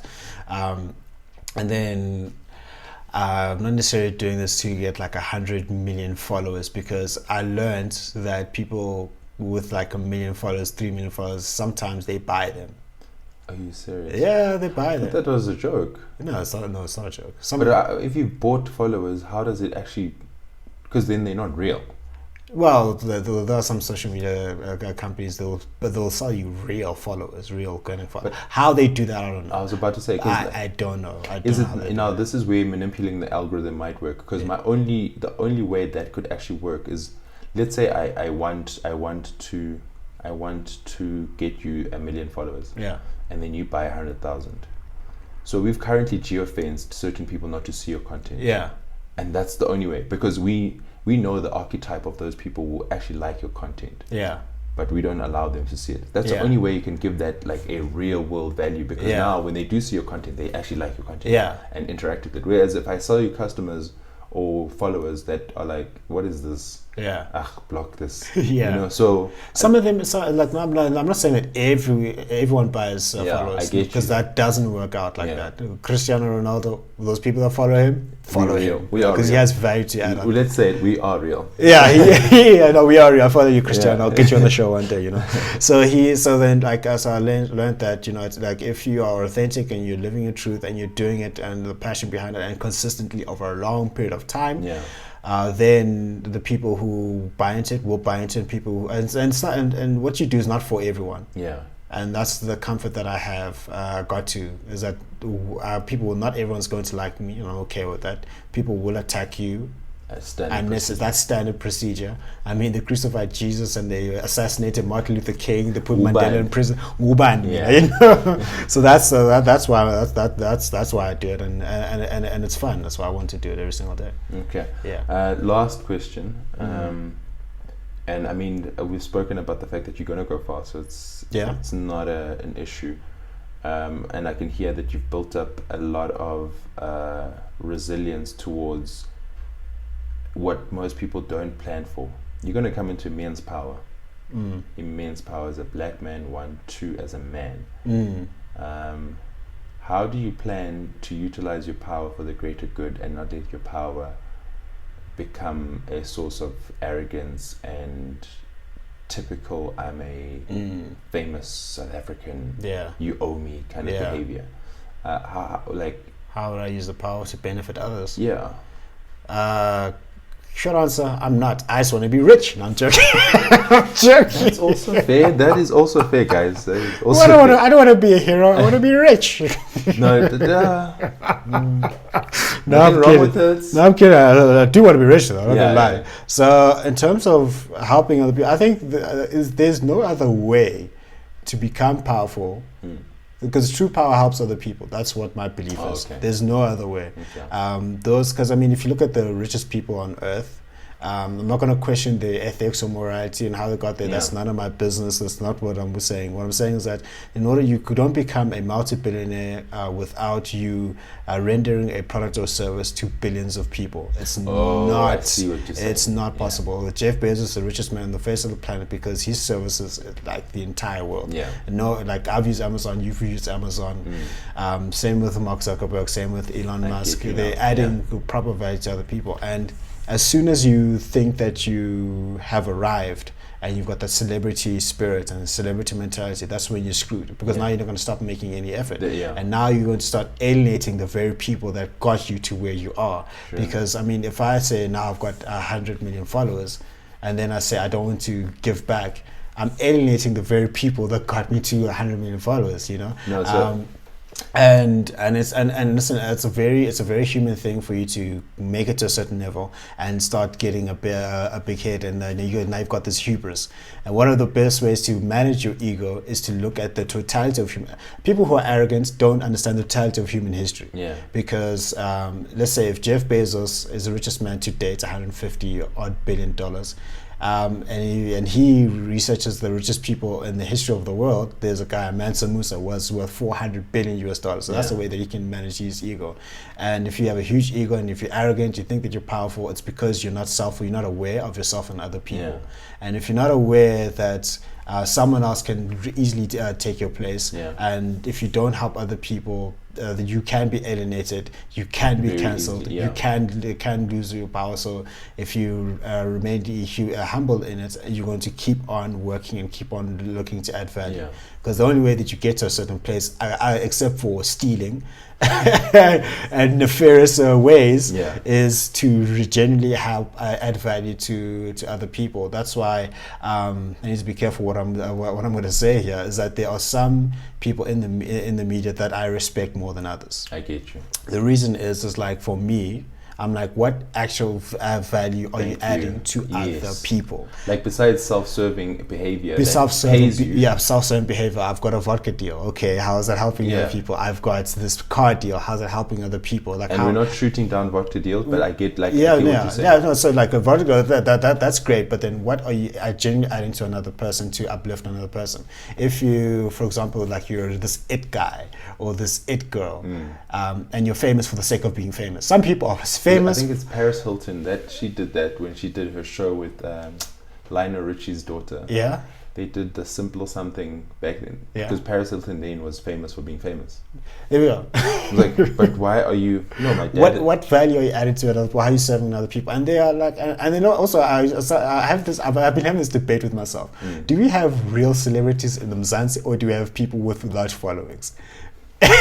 I don't know. I need to get to that. Let's leave it for the comments section.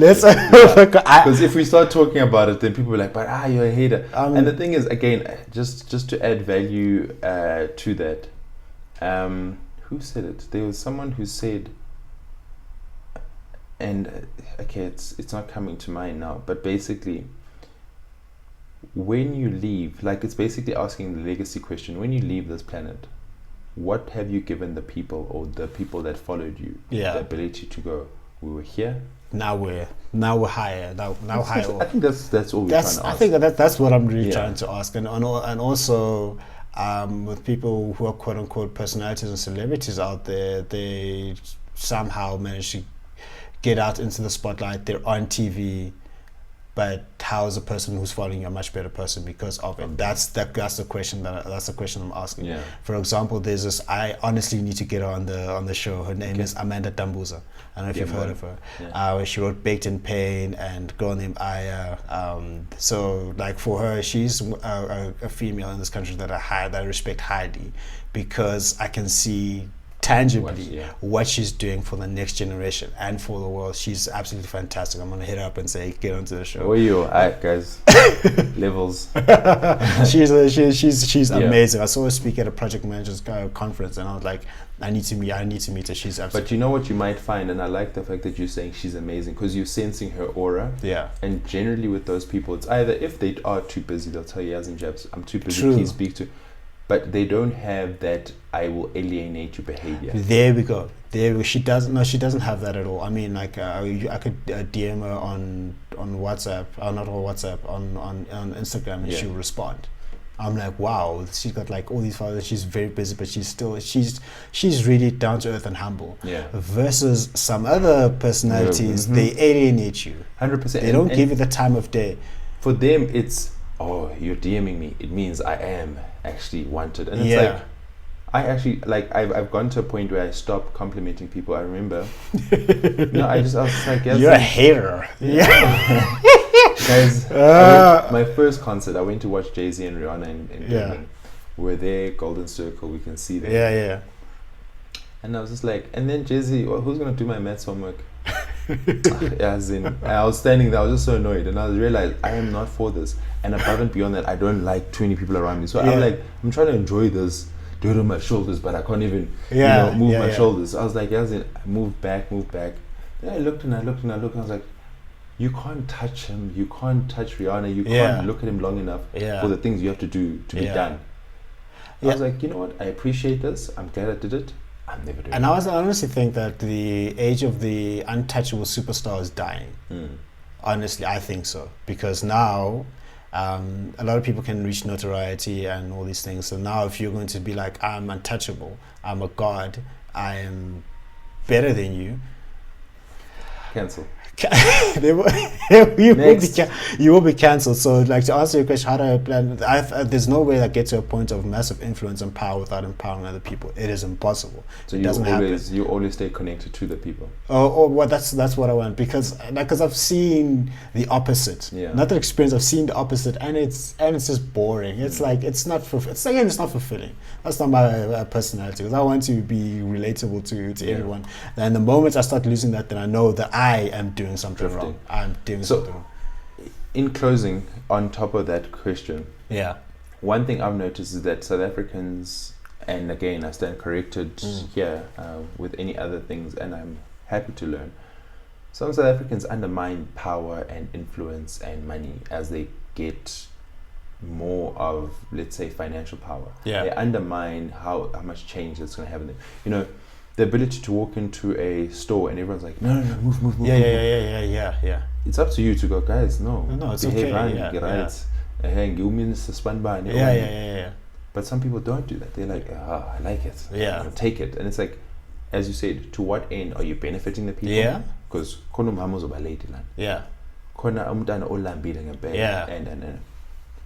is there any way, I mean, this now goes from athletes to celebrities, that South African superstars, the people in the spotlight, can get some sort of, my guy, you didn't get here by yourself. Manage your ego. It's not cool to be like, who are you? Do you know my name? No, I don't have to know your name. Like I laugh when I think about how many people are like, oh no, that's so and so, he's famous. I'm like, for what? So what do you do? Dude, I know the guy, is it Larry, the creator of Oracle? That guy's famous. Larry Ellison, that guy is famous. Steve Jobs was famous. Elon Musk is famous. Now because the person has got a Mark credit. Mark Shuttleworth, that guy's got a credit on an Mzansi Magic Show.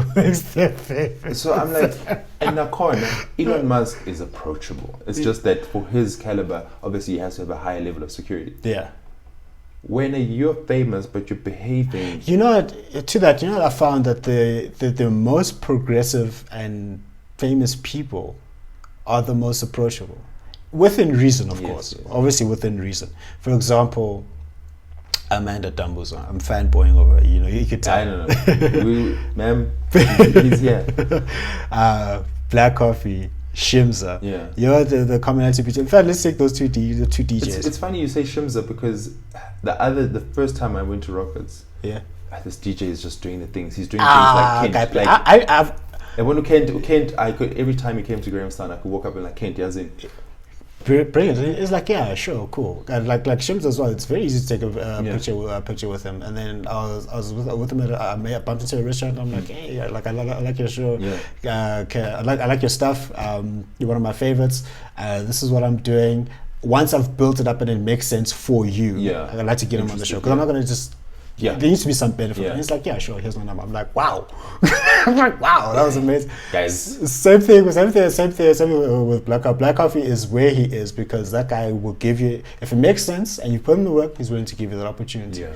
There are a lot of people, I'm not going to name any names. I'm not going to name any names. No, they know themselves. And the funny thing is, as you're saying it right now, no,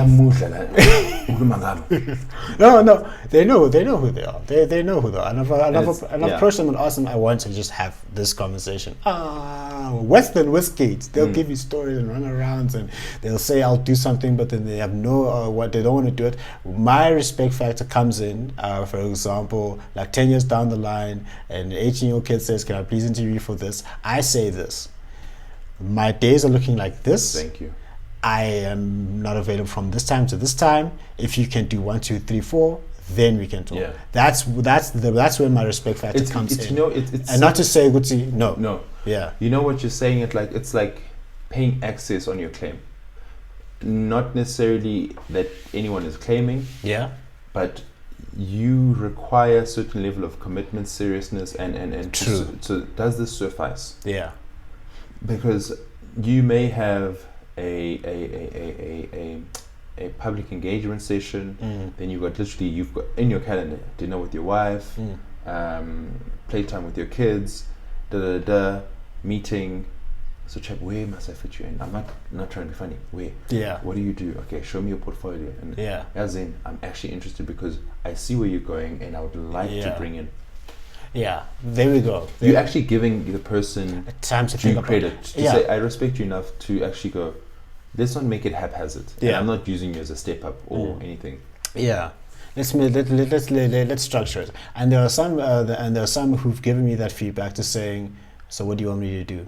And I didn't know what I wanted them to do. Because you weren't ready. I wasn't ready. I'm like, that's good. Thank you very much. Now I can go back and think about myself. But others who come from, I'm not going to accommodate you. Doesn't matter what it is. And I'm not going to give you reason. I'm not going to give you time of day because I feel myself. And those people who have that type of mentality, they haven't even made it. That's the thing. That's what I don't understand. And it's like an amateur footballer saying you can't take a picture with me, but then you can go to Messi and he'll take a picture with you. The difference between the two, one is secure in himself, they've made it, and the other is like I want to associate with celebrities only. That's what I call the celebrity spirit. I do not like it. It is destructive, and not everyone has it, but everyone can fall prey to it. Yeah. Everyone. Not everyone is exempt from it. But in terms of managing in terms of how South Africans can do it, just look at the examples that I've given. Like Amanda, Shimza, Temba, Black Coffee. Actually, why are we on this? Yeah. So then, who else? There's some corporate leaders who have done things that are amazing. You couldn't even imagine. Yeah. And they're accessible. And obviously there's a way to approach them. I was gonna say, so there's that, and then there's also something I wanted to just touch on before we close it up. The cancel culture. We've been going forever with cancel culture. So you mentioned some very solid names. Yeah. And cancel culture has come after them. And I don't get it because I'm like, guys, it's the most destructive thing, even if this person has genuinely done something wrong. Yeah. Some of you know when people just want their phone to vibrate. Yeah. They join a hashtag that's moving that day. Yeah. It's like, cancel culture, cancel Mang Mang. And then when you find out, why are you canceling him? Oh no, he didn't retweet my tweet. You don't have time for those people. You have time. And the thing is, I genuinely believe in the power of social media. Like, there's been this trend also where, she's missing, guys, really? And I'm like, is she really missing, or is he really missing? Oh no, he was found, he was eating fat cooks with baby mama. Okay, you're taking away from our humanity. That's the thing. Like with cancel culture, like in the earlier episodes that will be released, I touch on this. It is for me, like, it does hold people accountable to saying that if Bongani goes out and starts demeaning people and like tweeting things that are just like divisive and hurtful to other people, that's where cancel culture makes sense. To like, you need to check what you tweet. But the other side to it, where I think people are holding you to an identity 10 years ago, and they're making, like you say, that we're always growing and learning and evolving.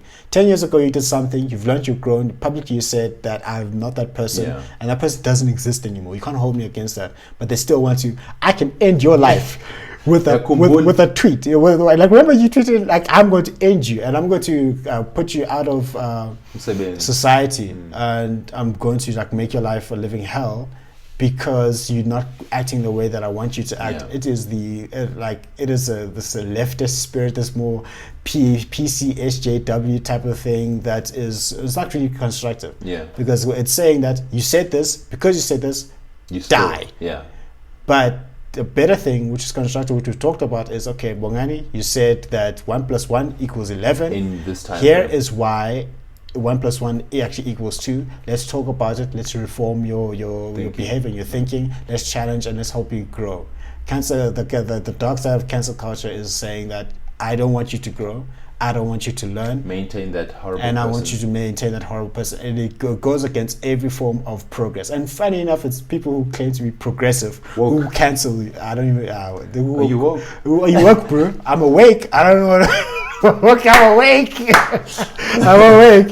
So they say they're progressive, but they want to cancel you and they don't want you to progress as a person. True. And it's that fear of having attached so much anger and negativity to someone that if they should go, actually, I was wrong.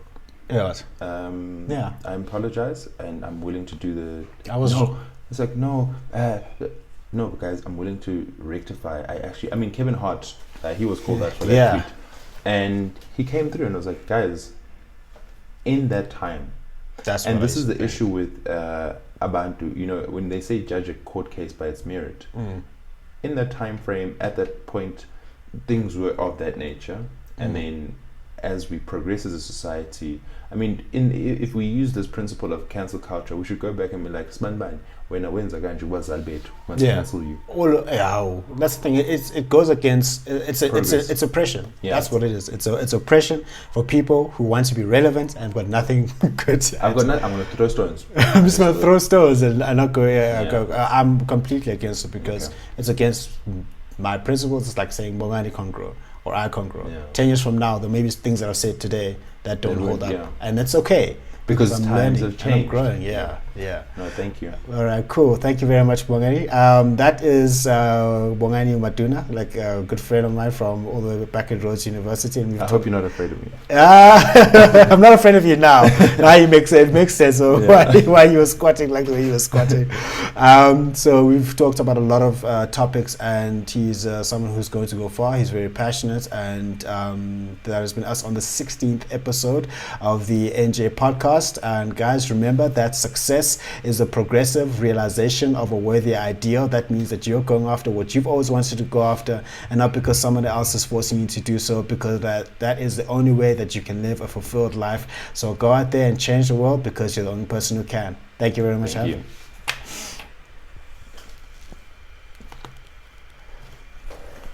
Ooh, that was solid. Solid, eh? As the president would request.